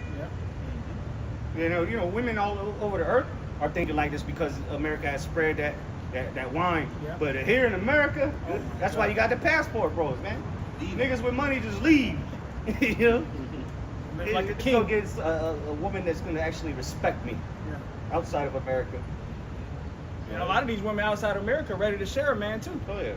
Well, shit, now women here are starting to realize, I gotta share him. But again, they're still proud as hell. Finish up the last piece. It says, that dwellest carelessly, that sayest in thine heart, I am, and none else beside me. Yeah, they think they a diamond in the dirt. They just so special. Yeah, you the same as the next bitch and the bitch after her. They all think the same. They all act the same. Some just different degrees of it. But the black woman, she's bar none, if not in a good way. Well, it's because of that hive mind that Babylon put on them. Yeah, right. So these women, they all really just copycats. They all just copy each other. Every new trend they do, they all do that shit. They all just copy each other. They have no real frame of their own. Yeah. Look, you go to Miami. Well, shit, even here in Tampa, but you go to Miami, bro. That's an international hub. Yes. You look like the 3 other chicks just on the street. Right. Got the wigs, the big nails, the BBLs. Yeah, the BBLs. And niggas just look. If you got a BBL, I'm sorry to tell you, but you just gonna be entertainment. Niggas, yeah. Shit don't even move. Yeah, it don't look right. It don't feel right. But and now you just got a growing cancer in you. That a lot of them end up rotting away and shit. Because you put a foreign object in your ass. What the hell do you expect? Bitch got lip fillers. It's overplayed. It's played out. And the average guy is sick of it. How much more the Most High, man? But again, the Lord did that purposely, though.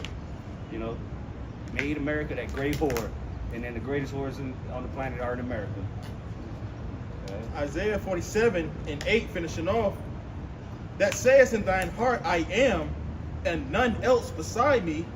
I shall not sit as a widow, neither shall I know the loss of children. Yeah, that's what the America thinks, man.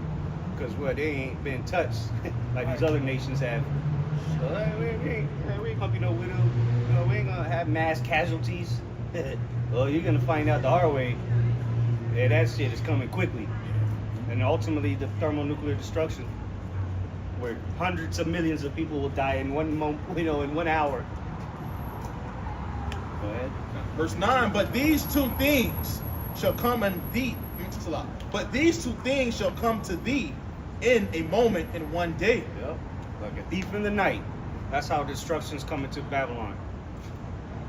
The widowhood and child. When it's already going to begin, it's going to start before the missiles, right? Because men are about to be drafted hard. They're going to die in the wars and the famine. So there's going to be a lot of single women out here. All right, not independent though. They ain't gonna be strong and independent. They're gonna be just single. They ain't gonna be singled out, by these sickos that are left behind. Unless the Lord have mercy and lead you to one of the men of the Lord. But the odds ain't in your favor, realistically. We don't need none of you women in America, man. Yeah, right. Yeah, no. They're polluted. Yeah, they all, unless you, and that's why the apostle's been saying, man, we're gonna get them young. Cause they're the less polluted ones. Even they polluted, but they the less polluted. Exactly. So the rest of these women coming out of the element, they gonna be gone with the elements. A lot of them. Yeah, I ain't saying every single one of them, but most likely it ain't looking good for them. Right. Cause what? They live lavishly. They live in pleasure. If you living in the element, you a hoe. Right. Most likely. Yeah. Ain't no way you paying for that $3,000 for a studio. Without a man? Right. Yeah. No way. Come on. What you doing? Yeah, exactly. Come on. This is a high, one of the highest condominiums as far as like rent wise in Tampa. Right. And she ain't got a job. Bitch living in the element. But you know what she do? Right. OF. Yep. Or back page, whatever you. That's why we see them every week. Coming out, getting the Uber with a bag. She got a big old bag with her. Right. Different guy Uh-huh. every week. Yeah. The same girl coming out with different guys. Damn. Hey, well, it's the whoredom. Yeah. This is the Let's do it. through. Anything that's attractive somehow. Right. Well, they already know they ain't gonna be wives. They already know they ain't worth shit, so they're gonna just get it how they live now. And that's the They spirit got a America choice. put on them. And again, beauty is about to be a curse for a lot of these women. The niggas is gonna want to rape you first. Oh yeah. Yeah, more than A little bit more. This is Isaiah 47 and verse 8. Finishing off. And it says, but these two things shall come to thee in a moment, in one day, the loss of children and widowhood. Yeah, so you're gonna lose your children. It's gonna come a day people here in America gonna start losing their children, man. It happened in ancient Egypt and it's gonna happen again. You're gonna have people that's gonna be literally, their children gonna be dying, they're gonna have to eat their children. So that's how bad it's gonna get in this country, and that's when people gonna start to realize how serious it is, what the message the prophets was telling them. Finishing off, it says, they shall come upon thee in their perfection for the multitude of thy sorceries. Yeah, meaning these judgments are gonna be perfected, man.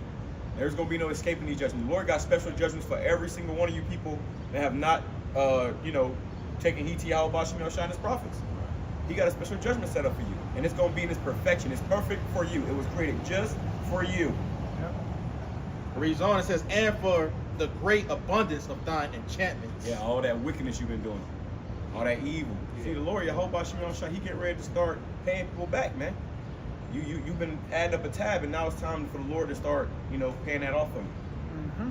You got it. Yeah. So man, and as this place continues to fall apart, those are the faith, the believers, as we come out here and prophesy. All right, us on this side, and then you have the believers on the other side. All right, looking for hastening unto the coming of the day of the Lord. All right, we're gonna go through these things too, And at the same time, as the Lord is dismantling this place, plaguing this place, all right, bringing forth his great fall, you know, we have a walk that we have to continue to walk so we can be found worthy to escape, all right, the judgment that's getting ready to come. Okay, so we can partake ultimately in the kingdom of heaven, because that's what the Lord is doing. That's why the Lord is bringing this destruction, is bringing mass confusion upon Babylon the Great and upon the whole world. Okay, but primarily Babylon the Great, because he's about to establish here the kingdom of heaven. So we want to continue to do our part and walk with the Most High, all right, through his only begotten Son, following his Son, so we can partake in the salvation. Because ultimately what our Lord Yahushua came down here for, is to give us a chance, a fighting chance in these times, all right, to be found worthy to stand in these last days, man. That's right, man. All right, because a lot of people are about to faint. You know, faint heart, everything that they trusted in, everything that they labored so hard for, it's now falling into pieces. It's in shambles, and they're starting to realize that they actually built their house on sand and not on a solid, sure foundation, which is who you call God, right? You're gonna realize that you didn't establish your life and build your life on a sure foundation, on the true power. Okay, get that. Start from the top, Bubba. Yeah. This is 2nd Ezra chapter 7 and verse 1. And when I had made an end of speaking these words, there was sent unto me an angel which had been sent unto me. And that's the night how the before. Lord works. All right, an angel is a messenger. All right, angel can be you could categorize on the right hand side or the left hand side. It comes send you a good message, or the Lord is sending judgment to you, man, to bring forth some anger. All right, to bring forth some vengeance. Okay, you can get this scripture, Bible shot. Oh, yeah, that's right. Go ahead. And the angel said unto me, Up, Esdras, and hear the words that I am come to tell thee. And I said, Speak on, my God. Then he said unto me, So these are the messages we getting from the Most High, and you got to believe that. These are the words we getting from Yahweh Bashim Yahushai. So that's why we say from our apostles on down, okay, we've been speaking unto you the words of the Most High. What was Yahushai? Yahushai being the head apostle, because apostle, it means to be sent forth. Yahushai was sent forth directly from the Father, man. So Yahushai, this is Yahushai's apostleship. This is Yahushai's ministry. Yahushai embodied what an apostle is. It means to be sent forth. He was sent forth directly from the Heavenly Father himself with the words to give unto you. Yahushai was literally the word of the Most High, man. So, again, we in these times, you're seeking for guidance. You're seeking for, some safe haven. Well, you got to embrace the pain, man. You got to embrace the instruction that Yahweh Bashim Yahushai, Yahweh Bahasham Yahushai has set up for you. If you be a so-called Negro, Latino, Native American, and also if you believe, because if you believe, you are an Israelite, man. Okay? So if you believe in the gospel that we preach, the truth, all right, well, it's a certain criteria that you have to meet to receive the salvation, to receive the good things written within the Holy Scriptures. And it takes a lot of purification. All right, a lot of people, they come to the Most High, they come to hear the truth, and because it doesn't line up with their lusts or their pleasures, all right, that ain't the way. That's not the way to the kingdom. Well, we here to tell you, this is the way to the kingdom, man. The straight and narrow. All right, the skinny, the difficult path, the road less traveled. You can get that for me real quick, Baba Shah, that precept. The Matthew 5? No, Sirach. Oh, the one that you just called. Okay, con. This is the book of Sirach, chapter 19 and verse 5. Whoso taketh pleasure in wickedness. No, that's not it. That's not it? I thought, hold on. One sec, Baba Shah. And they got a saying too, that the pathway to heaven feels like hell, and the pathway to hell feels like heaven. Right. So people, going into the broad way, living their best life. Even though it's easy, it feels good, is really leading to death and destruction. But the pathway that feels like hell, sacrificing your life, that's what's gonna get you to heaven. The hard pathway that only few is gonna find the right path. Yeah. Go ahead, Al. So this is the book of Sirach, chapter 19, verse 5. Whoso taketh pleasure in wickedness shall be condemned, but he that resisteth pleasures crowneth his life. Yeah, because he that resisteth pleasures crowneth his life. So what does that mean? Right? Because in order to come serve the Lord, you have to deny yourself. Right. Yeah. Right? So your pleasures, your lust, your desires. Okay? We've been put in a body that has its temptations, has certain things it likes, has certain things it's addicted to, has certain desires. You have certain influences in your life or whatever the case may be. But the scripture say, he that resisteth pleasures crowneth his life. Because you got to understand, serving your belly and serving the flesh, that conflicts with coming serving the Lord. Yeah. That's a conflict. Right. You only can serve one. So yeah, this is the road. That's why Yahushua said, if ye are my disciples, okay, you will continue in these things. The disciple to be disciplined. All right, the discipline. That's what this world lacks. Discipline. So when people come into the truth, or they come here to ministry, it's not a popular thing. Right. And you can't be discouraged by that, because you gotta understand, this is a walk of discipline, right, where you have to constantly deny the flesh of its pleasures. You want the kingdom, right? And they say there's a lot of a cliche term in the world. Everybody want to go to heaven, but basically don't want to do the things to get there. Well, this is the true way, and we have the greatest example lined up in the scriptures was Yahushua when he came on the planet Earth. All right, that's why Yahushua said, "Learn of me, for I am meek and lowly." Learn of Yahushua, because Yahushua, the Son of the Most High, who the world indeed calls Jesus Christ, he showed us the way to get back to the Heavenly Father, man. He showed us how to conduct ourselves. He showed us what it took. Well, he said, I am not sent. I'm here to do I have meat, basically do the will of my Father, man. Roughly paraphrase, a lot of scriptures in my mind right now. But, my meat is to do the will of him that sent me and to finish. Okay? So when we come into this truth, we got to be about our business, man. Right. So you got to put off the pleasures to crown your life. But here's the thing. Here's the catch. Once you put off those pleasures to crown your life, right? Well, King David said, "In thy right hand is pleasures forevermore." Right. So you're going to get the pleasures, but you're going to be able to enjoy them forever.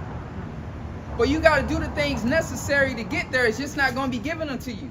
Again, considering our Lord Yahushua, man.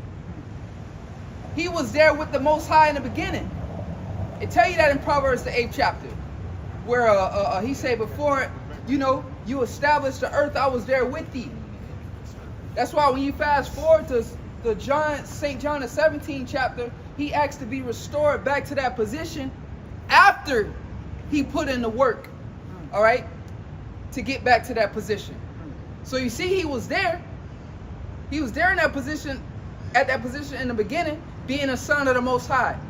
That's why Elder Yahshua would say, he's saying being an Israelite, it ain't just about the fame or the glory, but it comes with a responsibility. Okay, so Yahushua was at that position, boy, he had to come off of that and earn it. Now he can sit on there and the believers, we can see like he deserved to be in that position. You feel what I'm saying? He earned that position. And that's how the Lord deals. First, he just gives us things, and then what? We don't appreciate it. He take it away from us, and then we have to earn our way back to him. So right now we're in a process of earning that position, being called the sons of God, the Israelites, man. So yeah, this is a very bitter, it's a disciplined walk. So we don't marvel when a lot of people don't believe. When the way of truth is not popular, because it takes a lot of discipline, man. Go ahead. 2nd Ezra 7 and verse 3. And I said, speak on my power. Hey, but that's why he said the. Just like it interrupt you. The meat, man. The meat. You gotta digest that. You gotta eat that. Only men can do that. To embrace the hardship. Hey, yeah, this is a bitter thing. You know, but as you mature, you begin to embrace. You like the bitters, like going to the bitter herbs. Yeah. You begin to embrace the bitters. The bitters begin to to become tolerable, so to say. Yeah, you know, like the taste of it after a while. Exactly. Like it's bitter as hell, but then like some so-called weird shit happened, right? Damn, I kind of like this. Yeah. You know, it starts to affect you less. Yeah. Exactly. Your and that's palate gets used to it. Mm-hmm. And that's the maturity of the man. The man embrace that, man. We seen that with Yahweh Shai. What he embraced it. He said, "Not my will, but Thy will." Yep. And he put it on, and he embraced the cross. Right? So that's what we did, in the spirit. That is, we put it on. We embraced it, because there was a lot of decisions you had to make when you began to pick up that plow. Right? Cross, yeah. That cross, the plow, the cross, all these different analogies. You got some? Yeah, Oh, yeah. When you begin to do that, that's you embracing it. Like, okay, cool. Now I'm going to lose my woman. I'm going to lose friends. I'm going to lose my image. I'm going to lose all these things. I'm going to lose my fleshly desires, the things that I wanted to do, things that you had on your heart. You earned for it, man, to wanted to do, to fulfill your lust in this world. Or you said, I'm going to put that off and I'm going to come serve the Lord. You got it. There's a quote that Apostle Gabar uses a lot. Learn to love suffering. I put it into the AI. It says, learning to love suffering does not mean enjoying pain. Rather, it means radically changing your relationship with it. By shifting your perspective, you stop running from the stress and begin to accept it as an inevitable part of the human experience that builds profound strength, empathy, and resilience. Yep, as an inevitable part of what? So I can read that part again? Inevitable part of the human experience. Mm-hmm. It's this inevitable part of the human experience. Read on, Bible Shah. That builds profound strength. That builds profound strength. Because that's what the Lord is raising up. The Lord he said, I will sift the house of Israel. So if you desire dominions, as Scripture say, love wisdom, if you desire dominions, and Wisdom of Solomon, somewhere in the Apocrypha, well, you desire to be a ruler on the planet Earth, right? Well, this is what it takes. Go ahead. It says it builds profound strength, empathy, and resilience. And let me read so like part 2 of it. It says, recognize suffering as a catalyst for growth. Suffering teaches us lessons we cannot learn in comfort. Exactly. You're too comfortable, and you run into guys in the world. They complain about every fucking thing. Like a bitch. Yeah, they don't embrace no hardship. Oh, it's too high. We got to do this. But as we read earlier in there, it say your perception of it. What is your perception of it? All right. As a man, again, referring back to Yahweh Shai, there's something that had to be done. And you just embrace it, no matter what it costs, no matter how heavy it was, no matter how long it takes. You embrace it, and you just realize as a man, you just got to get it done. That's why they say doers get shit done, man. Instead of people just complaining, or you complaining about, the high gas, you complaining about all these troubles and sorrows of your life, but here it is, the Most High, Yahweh Shai, has presented you with a solution to all the problems that you sit here and complain about. But you rather sit on a comment board and scoff and complain instead of come out here on the battlefield and serve the Lord. If you suffer with him, you'll also be glorified with him. It says it acts as a teacher, guiding, correction, revealing what we can endure, and amplifying. So it reveals who you are. Yep. The inner man. The inner man. So that's why we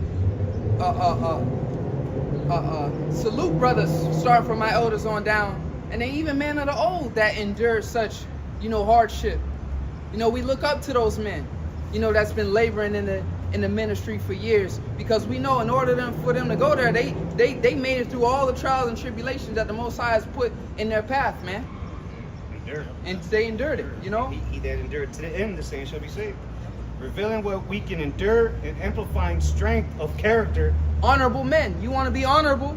Well, you got to be put through certain things, man. You know, you want to prove yourself to the Most High, Yahweh Shemi Shai, that, you know, you worthy to be part of that, you know, that governing body, that you want to feel like you earned that position to be with Yahweh Shai. Now, we know it's not nothing of our works that we do. We know that. But we partaking in this thing.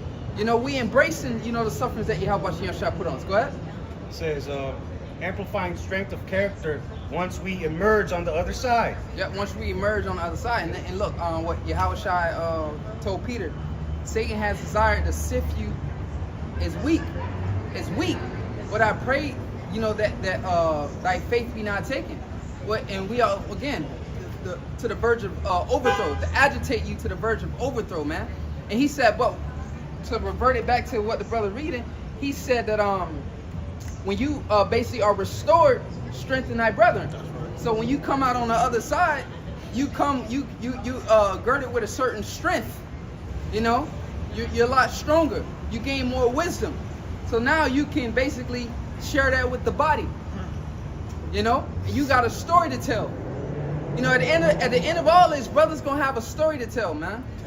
A testimony. Yeah, exactly. We're gonna be able to testify. Consider King David. How you think he was able to say such words as, I have been young, and now I'm old. I believe it was King David, if I'm not mistaken. And never I seen the righteous forsaken, nor his seed bearing bread. It was King David. So how you think he was able to say that? Well, the Lord put him through a lot of things, man. We read about the hell King David went through, how the fall of King David, how he fell, right? But the Most High had mercy on him and held him up, and he said, though we was listening to it on the way here, he said, though the Lord afflict us, we will not depart from your ways, man. You know, and that's that resistance, because as you going towards that finish line, yeah, that hell is going to come. So that's an indicator. That's a good thing, letting you know you're going the right direction, man. Go ahead. It says, without enduring hardship, it is difficult to develop deep maturity or profound understanding of others. Exactly. So it's plain and cut. Without enduring hardship. So, you know, this is just an exhortation for brothers to continue to embrace the hardship, bro. You know, because it's about to get a lot worse. Yeah. You know, you talking about budgeting this, things getting like that, or whatever it is, you know, you're going through, the fiery trials. You know, we all got our things collectively that we go through, but we got to continue to embrace these things, man. Because you're going to see why the Most High put you through those things. All right? Because when heaviness and trouble come upon the people on the planet Earth, all right, you're going to be able to stand in that day through the Spirit and power of Yahweh Shemi Shai, all right? Because your faith is being tested, is being fortified. Yeah. You got it. I was going to say, too, that even you just said it perfectly. The word test goes into, when you go into etymology, it goes into where precious metals are tried. And, you know, the men of the Lord are going to be found out to be like fine gold. Yeah. But for that fine gold to show forth, we got to go through trials and tribulation. A lot of hardship and experience, you know? Yep. That's what anything, as the scriptures say, the Most High, Yahweh Shai has purchased us with his precious blood, right? You wanna know whatever it is that you purchasing, is it built? You know, is it of good quality? You know, I ain't just buying no bullshit. I wanna, you know, you do your research, you read about it, you read reviews, you know, you examine it. Because before you put your money on it, you want to make sure you're buying something of good quality. You know, you want to take it on a test drive. Whatever it is that you're purchasing, you want to make sure that it's qualified, man. You know, that's why they got a thing, you know, quality control now is bullshit. But at one point, it was a thing called quality control. Because why? That brand had a name, right, that it had to uphold. So it would go through quality control before it made it to the shelf. Or you could buy it. It will go through quality. They'll check it out. They'll test it, right? Okay, it lives up to it. It stands. And then you put that product on the shelf, and it's worthy to be bought. So there's no difference with Yahweh Shai. The scripture say Yahweh Shai has purchased this church with his blood, man. Right? So if you want to be proven, right? Yahweh Shai gotta prove you. If you can get somebody grab, when you brothers grab that Yahweh Shai gonna try us with fire. When John spoke about it, it's one that should try you with purify you with fire. Roughly paraphrasing. He said I baptize you with water, but it's one coming. You know what I'm talking about? Yep. Well, go ahead, Bubba Shaw. Hey, that's real quick. You got it's like that quality assurance. That's what manufacturers do with like cars, right? How are they able to say, oh, a car can do this? Because they put it through the ringer. You know, they took one and then they tested it to the limit. You know, they're like, okay, now we can put the seal of approval on it and say it has all these attributes because we actually tested it. Yep. It's the prototype. Now you can replicate that model that you built. Now you can mass produce it. That's how that works. Now you can mass produce that design. You can mass produce it now because it's been proven. And that's basically like Yahweh Shai. Yahweh Shai made it because we want to be conformed to the image of his son. So what? Now He's the prototype. Yeah, he's a prototype. So now we being produced to match and to be as Yahweh Shai, man. That's what this ministry is doing. So Yahweh Shai, that's why you go into Hebrews the 13th chapter where it says, if thou deal with chastisements, then are thou sons. Yeah. Because why? We're being as Yahweh Shai was. The Most High chastened him and approved him and found him honorable, worthy, the water to sit on the right hand. He's the author and finisher of it. Yeah. He's the first one that did it, and he perfected it, the Alpha and Omega. Mm-hmm. Yep. That's why he said that he left us an example so that we can follow in his steps. Yep. You got it. Whatever. Oh, you got it? Yeah. Go ahead. Yeah, get that. This is in the book of Luke, chapter We're gonna 3, ride with that. and verse 16. John answered, Call it saying, again, Baba Shaw. this is the book of Luke, chapter 3, and verse 16. Yeah. John answered, saying unto them all, I indeed baptize you with water, but one... Yeah, John being a Levite, all right, of the priesthood, man. You know, he had he was a respectable guy. He had a high position, right? So he was doing the carnal ordinances, you know, baptism, a physical baptism in the actual water and so on. He was respected, all right? He was a priest. Go ahead. It says, but one mightier than I So cometh. listen, somebody is highly respected, a priest, right? Of the Levitical priesthood. He say one that's coming though.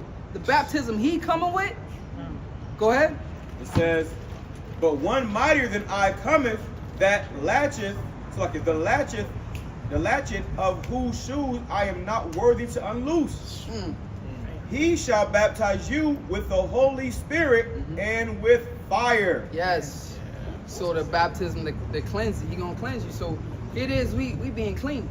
Yeah. You know, we being made clean through the hell and the purification. You know, the day-to-day fight to remain in the faith. You know, because you might not be going through nothing, right? And you think, oh, bro, every day you holding your faith in this ministry, not going back into the world, that takes power and resistance, brother. That's patience, man. Because you could wake up one day and be like, fuck it. Exactly. And you know, you tired of holding that mental weight. You like, you know. So every day you in this thing, man. You holding your own, man. You know. Fighting the flesh. Yeah. And as you say, he said, fuck it. A lot of guys that actually do that. Exactly. When they fall out, they just fuck it, man. They just going back into the world. You know, so it is a fight, man. You know. Yeah. So and once they do it, what they usually come up with an excuse. Oh, this brother did this to me. Now it's everybody's fault. Yeah, nah, bro. You just got tired of holding that ceiling up. You know that weight. That's it. Yeah. You know you got tired of putting them bricks. You know you got tired of holding. That's all it is, bro. Because again, it's a mental thing. You might not be going through it like right now, like you know everything's okay. You know you going to work, you catching your average hell. But bro, every day you in this thing, bro. Like your brother said, man, it's you holding that mental, you know, weight. Like you holding that rock, man. Bearing the cross. You bearing it, bro. You feel what I'm saying? Cause go ahead. This wisdom is it becomes burdensome because we know so much. Like the average mind couldn't deal with this information, you know. Wisdom increases sorrow. Yeah. Knowing you supposed to be a king, Oh my ruling. gosh. Bro, again, like the brother said, holding all that knowledge, knowing that, Shit. knowing you supposed to be a king, knowing you supposed to have women on call, like women all just around you, knowing that you supposed to have your own substance, Oh my God. cattle. Like where I work, I be seeing cows, and these Edomites be having cows and land and all that shit, bro. When I see a cow, all I think about is a ribeye. You know what I'm saying? Yeah. You know? But gonna show you they got money. They got real resources. You know what I'm saying? They got real resources. I see a ribeye when I see a cow. I think about how many ribeyes I can get out of him. Right. But no, we gotta wake up, go to 9 to 5, and then go to the store and spend $30, $40 on one ribeye. You know what I'm saying? The cow was killed last 3 years ago. Yeah, a decade ago. They dyed it red. Yeah, bro. You know? So knowing all these things, knowing, you know, bro, you ain't supposed to be feeling pain. You ain't supposed to, man, you supposed to be in glory. You supposed to wake up, man, with servants and handmaids. Knowing all these things, bro, that's a burden to hold in itself. When you look at your reality, you know? And every day we wake up, man, you know, like, man, how shy, you know, waiting for the Lord to come back, bro. So just, you know, just that alone, brother, you holding a lot of weight. And remember, the Most High Yahweh Shimi Al Shai, he gonna pay you for that. That's the point. You gonna get a reward. It ain't in vain, brother. You know? Go ahead. I got a quick one for you. 2nd Ezra 6 and 59. If the world now be made, All right, go. 2nd Ezra 6 and 59. If Yeah, the yeah. world now be made That's a for beautiful our precept. sakes, Yep. why do we not possess an inheritance with the world? And this was Ezra's, man. He was, you know how Ezra's like, man, Lord, like, if just imagine, if the world was made, why don't we possess a possession, man? Jake ain't got shit. Yeah, we at the bottom of We the bottom. servants. You know, we servants, man. Servants and handmaids, man. Right? So why don't we possess? And then when you go into that story, he went into it. Yeah. You know, that's why he said, Lord, why do you, God, why do you just, why do you allow, some about Adam, why do you just not allow him to fall or something to that point? You know?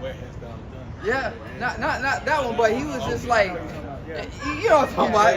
It's escaping my mind at the moment, but he was like, why can't you just fast forward it? You know? Make Why? us perfect from the Make us beginning. perfect from the beginning. You know? Which is, you know, it's beautiful, but he went into it like things got to play out. When you look at how the Most High Yahweh Ba'Shem Yahweh Shai works, right? This madness go by. When you look at how the Lord works, you got a tree. Let's say you already know the identity of the tree. It's an apple seed. You know the identity, right? Even though you know it's an apple seed, eventually what you know it's gonna go into an apple tree and it's gonna bear fruit. You know that. But at the same time, you still have to put that seed in there. Yep. Water it. It's gonna take years for it to grow, and then for it to finally produce the fruit. Yep. That's the point. Like, you know what it's gonna be, but you still have to wait. That process still has to go through. It still has to. That's how the Lord works. You know, that's how things manifest in this room, man. Hey, with You know? great labor have I made it perfect. Yeah. So it takes labor. And that's where the Lord's putting us, because if he would have gave it to us to begin with, we wouldn't appreciate it. You said that in the beginning. You earned something, you appreciate it. Yep. You had to fight for it. That's why you don't just become a champion after your first fight. You know? You got to go up the ranks, and you're gonna have to suffer. You ain't been tried. Yeah, exactly. You know, it's a beautiful journey. You look at people fights and bam, they done. Oh man, I remember that dude gave him a hard time, but he found some way to prevail though. Develop the skills Yeah. that it takes to be the champion. He found a way to win. That's why when you go into that word champion, it basically describing Yahweh Shai, bro. Yahweh Shai is the people's. He's the people's champ. Who the people? Israel. He's our champion. We have a champion, man. Yahweh Shai. Like the Philistines had Goliath, right? Yeah. Our champion is Yahweh Shai, man. You got it. 2nd Ezra 6 and 59, the latter part, it says, how long shall this endure? Yeah, so how long shall this endure? But Ezra is here today. You know, or he was here in this present time. He's probably here right now at a camp or wherever he may be. Well, hey, man, we close. We close, but look, this is the thing, though. As close as we are, it's that last little piece that's going to be the most intense, man. Right. It's a short period left, but it's the most intense part of it all, though. The championship rounds. That's The where make we or at. break, you know? Like, you got to win this round, man. You know? Yeah. You got to survive this round. Mm. Go ahead. Hey, real quick, you can learn, you know, through your coach or your trainer or whatever, but until you get in that ring, it ain't gonna, you know, fully set in. You know, it's one thing training, but then it, you know, the bag don't punch back, so to say. Exactly. Experience is where the real test is, going through the shit. 2 Ezra 7 and verse 3. And I said, speak on, my Lord. Then he said unto me, the sea is set in a wide place, that it might be deep and great. But put the case, the entrance were narrow and like a river. Who then could go into the sea to look upon it and to rule it? Yeah, so who then could go into that sea to look upon it and rule it? All right? The sea is the great things, the kingdom. But again, it's always a catch. You know, in this world, that's how it is, though. Again, going back to what Ezra was saying, he said, you know, this world is full of perils. You know, in the old world, things were broad, and you know you ain't have to till the land. You can get to it. Yeah. But once the fall happened and then sin entered into the world, it made all the good things to get to hard to get to. You know, it made all the good things hard to get to. Now you got to actually work and toil and labor just to receive things. And if you're a Jake, man, it's even worse, bro. You under the curses. You know? So we just in that going back, we in hell, man. Right. You wanna talk about hell, bro, we in hell, brother. You know, that's why, you know, the scriptures speak about brotherly love and us coming together, bro, because we in hell, man. You know? We catching it. That's why our only escape is to be around the brothers. You know, like we just had the regional meetup. It was a beautiful time. Right. You know, but then once the Sunday morning came around, we got back to hell. Right. You know? That's why real quick. That's why the Lord gave us the body, so that we can be like-minded around people that understand what we're going through. Yeah. You know, because you can't be have conversations with these people in this world, man. You try to talk to them, and they don't get it. They don't understand. Even if they're believers, if you're not out here on the battlefield, you're not gonna get it. Yeah. Like on the level that we, you know, understand this, because you're not on the battlefield. Yeah. You ain't never been to war. You know. Bear each other's burdens. That's a beautiful. To talk to somebody that actually understands is a beautiful. It's like a weight off your shoulder a little bit. Yeah, it's comfort. Mm-hmm. It's comfort, man. You ain't alone. 2 Ezra 7 and verse 5, the latter part, it says, if he went not through the narrow, how could he come into the broad? And that's just a common sense question. Right. It's like it's just logic. If he don't go through the narrow, it's just like it's no way around it. The entrance of it's narrow, brother. Straight gate. It's straight. You want to get to it, yeah, you can get to it, but you just got to go through that narrow entrance. And the narrow is representation of difficulty. Right. You know, it's difficult. It's hard. It's hard to get through it. Right. You know, you ain't just finna just wave your hands and skip through it, man. Right. You know, it's a representation of the difficulty, man. Yeah. Like you look at rivers. A lot of these rivers, they're narrow, but they lead to the ocean. But before that water could get to the ocean, it had to go through that narrow pathway. That's like us. We going through that. We got to go through the narrow, straight gate. You know, because the acceptable men are tried in a furnace of adversity. You know, that's how you're going to be accepted. There's only one path, and it's the path of difficulty to the kingdom. Exactly, man. We gotta, each and individual brother, we gotta earn it, man. That's right. You know, the Lord's gonna test all of us. He's put us all through it, man. Right. It's like tryouts. Want to be on the team, you got to make it through the tryouts. Yeah. Go ahead. 2 Ezra 7 and 6. There also is another thing. A city is builded and set upon a broad field, and is full of all good things. And that's the point. It's full of all good things. And that's what entices people, right? At first, right? When you tell them about it, man, it's a city full of all good things, brother. And then your mind, when you use something like that, your mind just is limitless. Right. Full of all good things. You just think about endless, whatever, bro. Like water, food, resources, spiritual powers. Like you know, your mind it's endless. Right. And that's what gets you that. Okay, I'm finna go get that. Mm-hmm. You know, it's no different from when you see something out in the world. You see a nice car. Ooh, that car's sweet. You know, you know, it's fast. It's you know whatever it is that you like about it. So you put in the work, bam, bam, bam, and you go get it. Well, it's no different with the Lord. The Lord ain't just finna just give you the kingdom, right? And we talking about something that can't be compared, man. The scriptures say, King David said, one day in in the kingdom, roughly paraphrasing, is better than 1,000 of your best days here on the planet Earth, man. You know, and that was using like a understatement, you know, so to say. It can't even be compared, man. Immortality. You know, it's like immortality in the kingdom. You ain't gonna feel pain. I'm pretty sure on your best day, on that best day, you probably stumped your toe on something. Still got an He ailment. started Yeah, that knee blowing was out. hurt. Yeah, you probably had a little headache, a slight headache or whatever. Bit your tongue, you know, whatever the case may. You spilled your drink. Right. Well, a lot of people when they go on vacation, they end up getting sick when they get back. This is hell. Yeah, bro. Temporary. It can't be compared, man, to the kingdom, man. But again, that's what gets you going. It's full of good things. That's what sells to people. Go ahead. 2nd Ezra 7:7. The entrance thereof is narrow. But the entrance thereof it's full of good things now. Don't get me wrong. You tell them that. But the entrance is narrow, though, bro. Like, yeah, man, I saw it. It had this, it had that.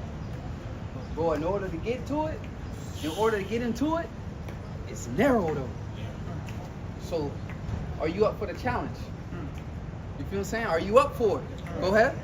And is set in a dangerous place to fall. And that too, brother. It's set in a dangerous place to fall. Right? So again, the Lord laying it all out. It's full of good things, but it's narrow. Right. And then not only is it narrow, brother, it's the walk. You can fall, man. Right, you can right. fall like you could to your death. Yeah. So it takes that one individual. Esau played out all in his movies, Hollywood. It takes that one individual with that heart, that courage, that one special, Right. the chosen one, Right. to walk that and to take it. Like, yeah, he gonna. And you see it in the movies. It's just something different about him. Yeah.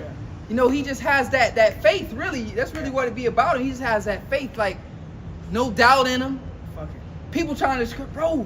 Nobody has ever done that. It's Don't do it. scary. Don't do it. Oh my God. But he's just that one weird kid, right? Yeah. That just has that faith, The courage. the courage, the water. Cause I'm about to say he don't got the fear, but he has that courage to just get it done. And that's us. Yeah. You know, Lord willing, we continue. You know, we complete it. But we said, oh man, Right. for real? You know, you learn about all the good things starting from the brothers out there preaching from the apostles. They go into all the great things that we about to receive, right? But they break it down to us. But what we still up for that? We the so-called crazy motherfuckers that's still up for that challenge though. Bug it. We gonna go for it. All good things. All good things. Fuck that. But it's the thing though. We got Yahweh Shimon Shai on our side, brothers. That's right. That's right. You know. We ain't doing it on our own, but the point being, and that's what's so beautiful about this journey. You know, we gonna have a story to tell again, bro. It was scary, boy. But it's something in you. The inspiration. That's what I say. The inspiration from the Most High made you continue to go and persevere towards it. Go ahead. 2nd Ezra 7:7. Think about all the beautiful women. You know? Shit. Come on, man. Every brother got their own desires, man. The gold, immortality, the chariots. Bro, come on, bro. That's what we here for, man. We here to win, bro, to get the victory. Planets. But the scripture tell you how Shai despising, somebody can get that real fast. You know, despising the shame.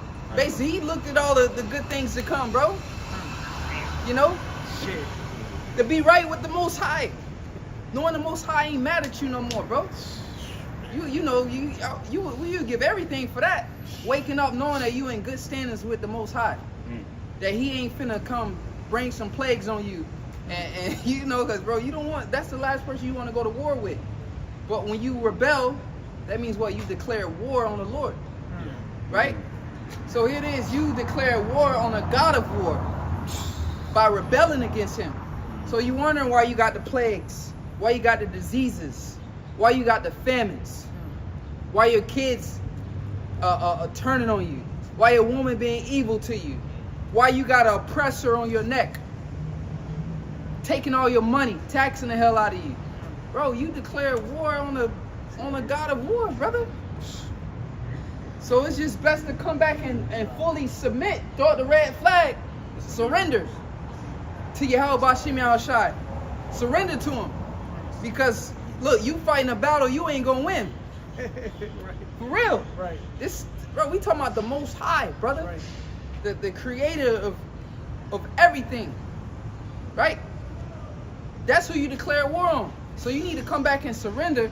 And as I say, humble thyself under the yoke of Yahweh Bashim Yahushai and wait till he see it fit to uplift you and get you up out of these things. So you just got to bear whatever it is he put on you. You know? You found it? Go ahead, Baba Shah. This is the book of Hebrews, chapter 12 and verse 2.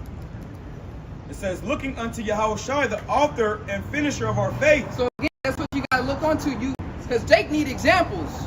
You know, Jake always need a role model.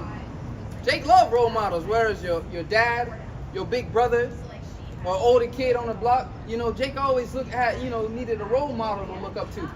So we have one, and a perfect one at that. One that didn't make no errors. Consider that. Read it again, Baba Shah. It says, looking unto Yahushua, the author and finisher of our faith, who for the joy that was set before him endured the cross. Yeah, so the joy that was set before him endured the cross, man. The joy that was set before him. So what are you talking about? Yahushua called all kind of hell when he was on the planet Earth, man. Right. So what's the joy set before him? The kingdom. Right. Which was the prophecy, things for to come, things to come. Right? So he was catching hell in the present. And he said he had nowhere to lay his head. But looking forward of the joy to come, the kingdom, man. Y'all people don't understand who Yahushua was, man. That was Solomon. You know, you read about Solomon, how he rode. You know, come on.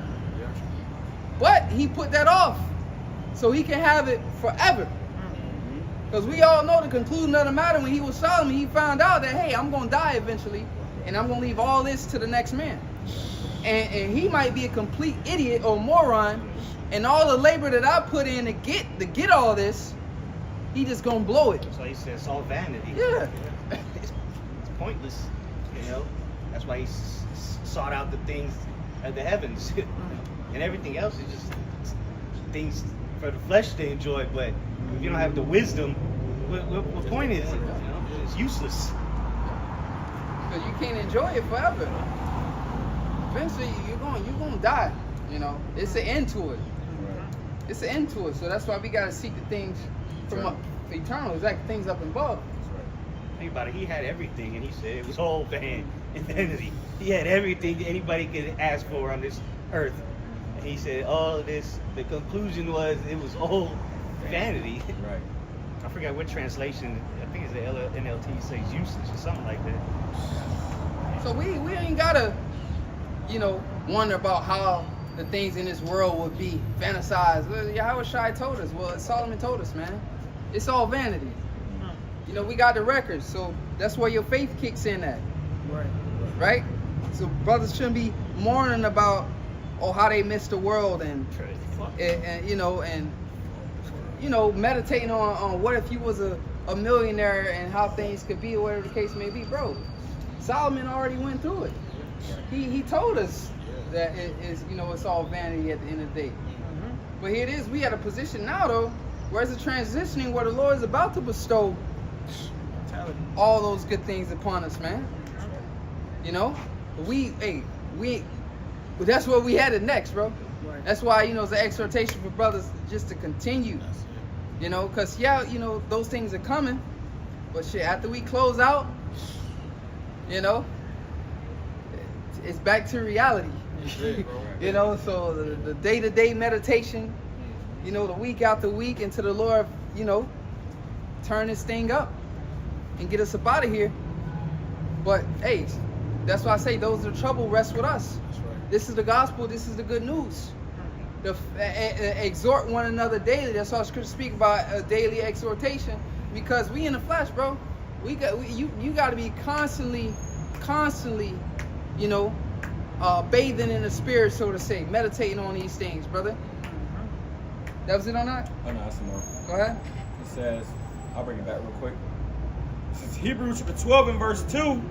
Looking unto Yahushua, the author and finisher of our faith, who for the joy that was set before him endured the cross, despising the shame, and is set down at the right hand of the throne of the Most High.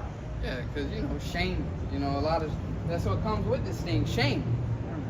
Being shamed. If somebody just Google real fast, see what the AI say, what it means to be shamed. Because they say public humiliation is people's number one fear. Being humiliated publicly. They say that hurt worse than the actual physical pain itself. Got a little more of this. All right, go ahead. It says, for consider him that endured such contradiction of sinners against himself. Yeah, who considered such contradiction of sinners himself, man. He's a demon. That's it. Get it together, nigga. Go ahead. Lest ye be wearied and faint in your minds. Yeah, so you see that? He exhorting you, lest you be weary and faint in your minds, because that's where it all starts at. Right. Because once you lose it in your mind, you say, I don't want to fight no more. Man, that's a dangerous place to be in, man. For real. That's a dangerous place to be in. Because you could be exhausted, but you still have it in your mind like, fuck, I gotta keep going. Like you ain't fainted in your heart. That's good. But once you're in that position, bro, I don't want to think about being in that mindset. That's because that's a scary position to be in, man. You gotta keep the fight in there. And it says, woe unto him that is faint-hearted. Yeah. What shall he do when the Lord shall visit you? No man putting his hand to the plow, looking back, is fit for the kingdom. So you give up. First of all, you're gonna bug out, eat a missile, and you're gonna get that shame, bro. Like, fuck all that, bro. And there's nothing in this world what are you looking back at? Death, bro. But you see it in I remember that one movie, I forgot what Batman it was, but Bane was fighting Batman. He was like, I wonder what will break first, your mind or your body? And he was beating him the hell up. But as long as your mind don't break, he can break your body up. Right. But as long as your mind don't break, the body gonna heal itself. Eventually, it's gonna recover. A wounded spirit who can bear it. Exactly, a wounded spirit who can bear it. That's why we heavily depend on Yahushua, because Yahushua is what keeps us sane, keeps our sanity, man. Right. We gotta continue to lean on Yahushua, man. He keeps us whole. He keeps us in this thing. That's the source that though our outward man perish, yet inward man is renewed every day. But Yahushua is continually renewing our spirit. Right. Keep it. I forgot what it was we went into, but he keeps that hunger in you, to where you keep, desiring the word. You keep desiring to stay in this thing. He keeps you hungry. Right. He keeps reviving your spirit. That was it on that? I got a little more. Go ahead. It says, ye have not yet resisted unto blood, striving against sin. Oh, we get that. Yeah, so we have not resisted unto blood, brother. So you know, we're not being asked what was required of Yahweh Shai, you know, physically, because none of us could do that. You know, that was specifically Yahweh Shai's lot to endure and go through all that pain, man. Because none of us was worthy to do that. You know, and I was going through class, man. Yahweh Shai, man, that was a tough dude, bro. He was on a cross enduring all that pain, bro, and still talking. You know, and still conversating with people, man. That, bro, come on, bro. Do all that excruciating pain, and then anyway, he said it is finished. What, the suffering? It's over with. He completed. Imagine how that felt to say it is finished, and he yielded up the spirit. Because that was it. That body was sacrificed. It did its job. All the, you know, we was bleeding out, all the excruciating pain, and then that body just couldn't contain that no more. You know, it was over with. It's finished. Because he came in the flesh as a mortal man, so that body ran its course. That's it. But the body ran its course. It did the will of the Father. That was the will of the Father for that body. Back in Hebrews 10. Yeah. 10 and 5. Grab that real fast. Just get right to the point, man. This is the book of Hebrews, chapter 10, verse 5. Wherefore, when he cometh into the world, he saith, sacrifice and offering thou wouldest not, but a body hast thou prepared me. Exactly. But a body has thou prepared me. Because you remember the account with Abraham and Isaac, which was Yahweh Shai, right? It was a foreshadow of things to come. At that time, the Most High, what he did, he presented Abraham a sacrifice. He gave him one, so he didn't have to basically sacrifice Isaac. But this time when Yahweh Shai came, he said, read it again, Baba Kashah. Hebrews 10 and 5, wherefore, when he cometh into the world, he saith, sacrifice and offering thou wouldest not. Not. Go ahead. But a body hast thou prepared me. The body, that's what you got. That's what he gave him. But a body has thou prepared me. So the Heavenly Father prepared a body for Yahweh Shai, man. That's what you're going to sacrifice. You know, that right there. Come on. But hey, that body fulfilled that. That was it. He got up on the cross and he said, it is finished. And that was it, bro. Did you know how heavy that was? Everything that entailed, it is finished. That was it, man. So many things were fulfilled. We could be here all day speaking about the fulfillment of that. Go ahead. So, you know, likewise, the point being is arm yourselves with the same mind. This body has the Most High prepared for you to be out here on these highways and byways, man.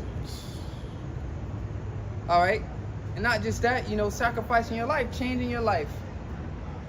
This is the body, not hanging out with your friends in the world how you formerly was. That's what this is talking about for us. But a body has thou prepared for me, for you to be out here. We always bring out Romans 12 and 1. I beseech you, brethren, by the mercies of the Most High, that you present your body as a living sacrifice. So look, we can partake in it again. We walking with Yahweh Shai, so we can partake in that. But a body has thou prepared for me. We out here doing it, man. So Barak Atah Yahweh Bashem Shai, that we able to partake in that. Living sacrifices, man. A body. The Lord didn't give us no. He said, I don't delight in sacrifices. But a body has thou prepared me, man. So we out here. Jake always tell me I'm gonna catch a body. You know that Jake. That's how you know Jake, man. There's the scriptures. Jake the only one speaking that Esau don't say that. He say, oh, I killed 3 people. Jake say, man, I caught 3 bodies. You know, that's Jake talk. You know, Esau don't talk like that, bro. That's how you know the scriptures was written by so-called Negroes, Latinos, Native Americans, man. Because Jake, that zeal. This is our book, man. Go ahead.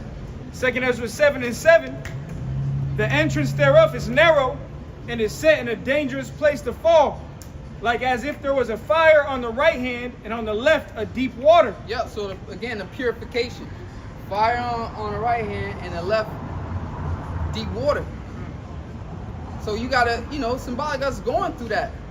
Because are we literally going through a physical journey where we see a kingdom and we walking like, come on, brother.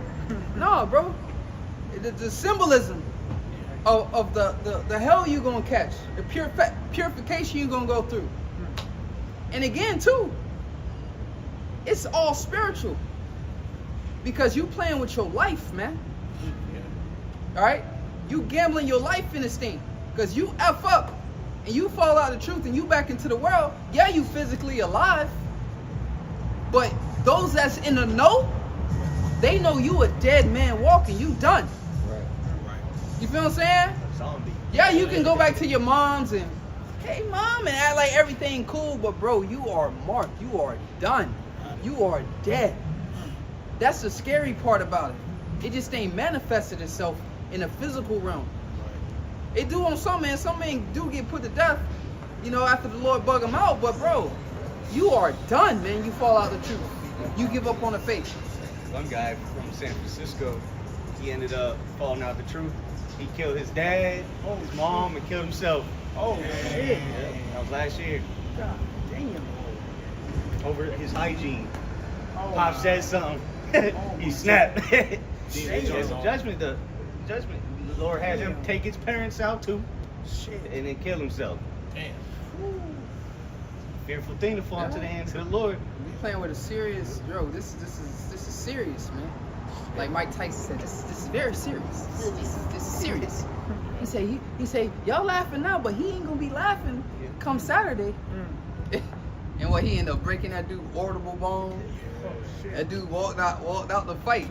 Right? Like, bro, you gotta, bro, this is serious, brother. And then brothers have sacrificed their lives and stuff. Look, brothers came to this truth over a decade ago, and your life is done. What you finna go back to?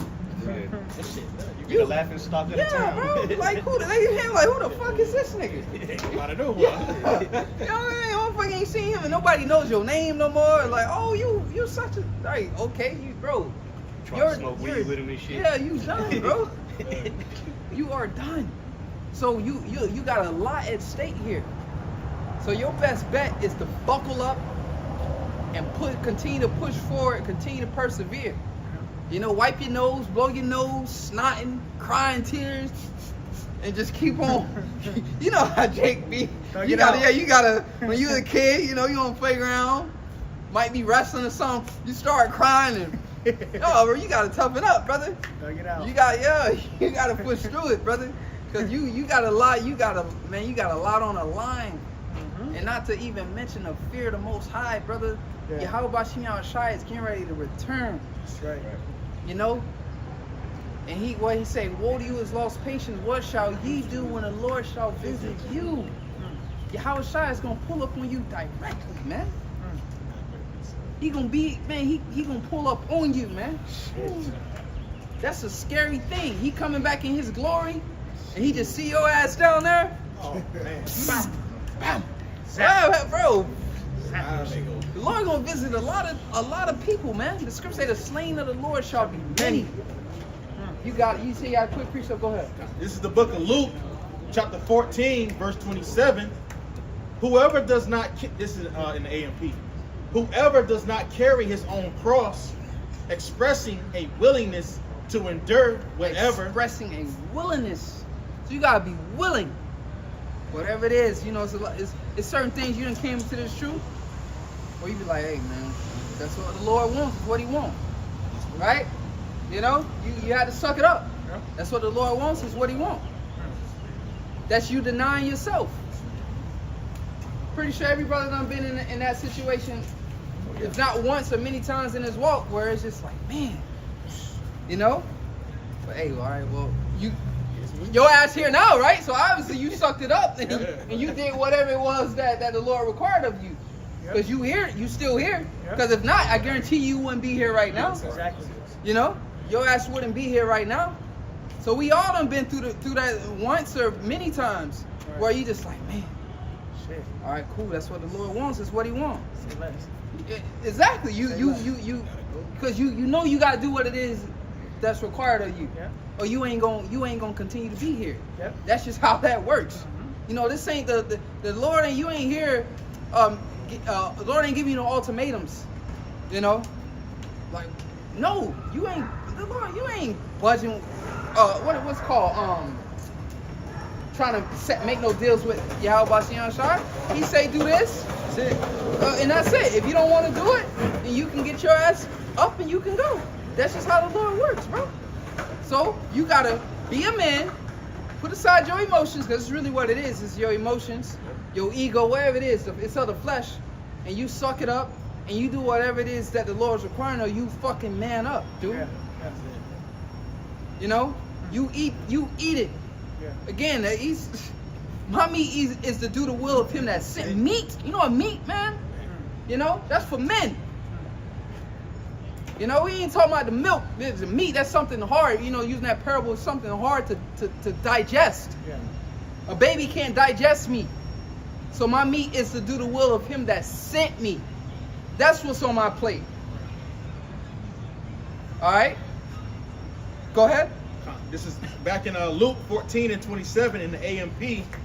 Whosoever does not carry his own cross, expressing a willingness to endure whatever may come and follow after me. Again, to express a willingness to endure whatever it may come, that's the mentality and a will that you gotta have in you. Whatever the Lord bring to me, I'm just gonna have to deal with it. And that's the mindset you gotta have, bro. Again, there ain't no choices in this thing. You know, you got a choice. Yeah, your ass can be out of here. That's a choice.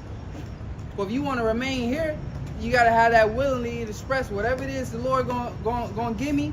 That's what I got to do, man. Yep. And the Lord put us in those situations. Now that I think about it, He put us in those situations all the time. Yep. Hey, either do this or do that. That's it. You know, a lot of times you got to advance to the next level. So some things you got to just give up. You know, that make or break. You know, we all have our make or break moments. This is gonna either make you or break you. Go ahead. It reads on, expressing a willingness to endure whatever may come and follow after me. And follow after Him. That's the point, because that's what we're doing. We're following after Yahweh Shai. You see Him going through some dangers, you know, using the parable. Oh shit, I don't know about that. But he ain't stopping. He just gonna keep going. Either you gonna go through it, or you gonna get left behind. So again, it takes courage. You just, fuck it. You gotta follow Him, bro. No matter how dangerous it may look. And that's the times we coming in too, especially with the MOTB system, to where we gotta go off the grid, so to say. You know, you might be homeless out in the streets, but this is the path. You following Hawashai, you trying to get to Him, get to the kingdom, well, this is the path. You might be homeless. Either that or what? Go get the chip. You're headed. You know? Then you know you condemned when you go get the chip. You're done. So this is the path the Lord wants you to go. You gotta continue to go follow that path, man. And again, we go into the parable. It's straight and it's narrow and it's dangerous. You know, that takes faith, courage. You know, you consider that scenario. The chip is made mandatory tomorrow. You go into your job. They tell you, oh, you got you got to get this chip and return back to work. You done. With this world, that's it. You know, you done. So what you got to do now? You got to go off the faith. You know how it's going. The eviction is going to start. Yep. The lights eventually finna get cut off. The water finna get cut off. Take your car. Your car getting repoed. Yep. So yeah, you in it now. Yep. You know, the training wheels is off. Yep. This is reality now. Then bam, that door, sooner or later that door getting knocked on, doom, doom, doom. You gotta get out of here. Yep. Yeah. Eviction. You ain't got no job, you don't got the chip. Hey, and that's when, hey, The Lord, you're gonna see how the Lord just work for you. Who knows how it's gonna go? Who knows what position you're gonna be in? Who knows how long you're gonna be out there? But you gotta trust that the Lord is gonna provide and make a way. That's real life scenario that we coming into. And then, you know, in that position, society is probably gonna be turned to shit at that point. So now you out here, you know, people out here robbing people, laying people down, raping people, all types of shit, and you out here in it. Well, hey, what's the first thing you gonna do? Call on the name of the Lord, brother. This is what you've been practicing for. You know? Go ahead. Yep. But it says, believing in me, conforming to my example and living, and if need be, suffering or perhaps dying because of faith in me, cannot be my disciple. Yeah, so perhaps dying. That's what I'm saying. You gotta consider that too. Which we believe, you know, it's just how the script is written according to prophecy. Not many of us are gonna die, bro. Right. You know? But if that so happen to be your lot, then perhaps, I say perhaps dying, that's what it gotta be. But majority of the Lord's elect, you know, majority of them gonna make it, because scriptures speak about a greater deliverance. Alright? Not many of us are finna be put to death, bro. That's just not how the script gonna go this time. You know, we in a time of deliverance. Here it is, many of us put to death. Who the Lord gonna put in the chariots? You know? Who he gonna beam up if many of us are killed? You know? It ain't gonna work out that way this time.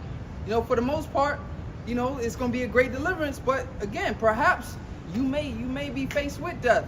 So you gotta consider that. Go ahead, Otto. Kwame, you got something? Yeah, this is Psalms 34 and verse 4.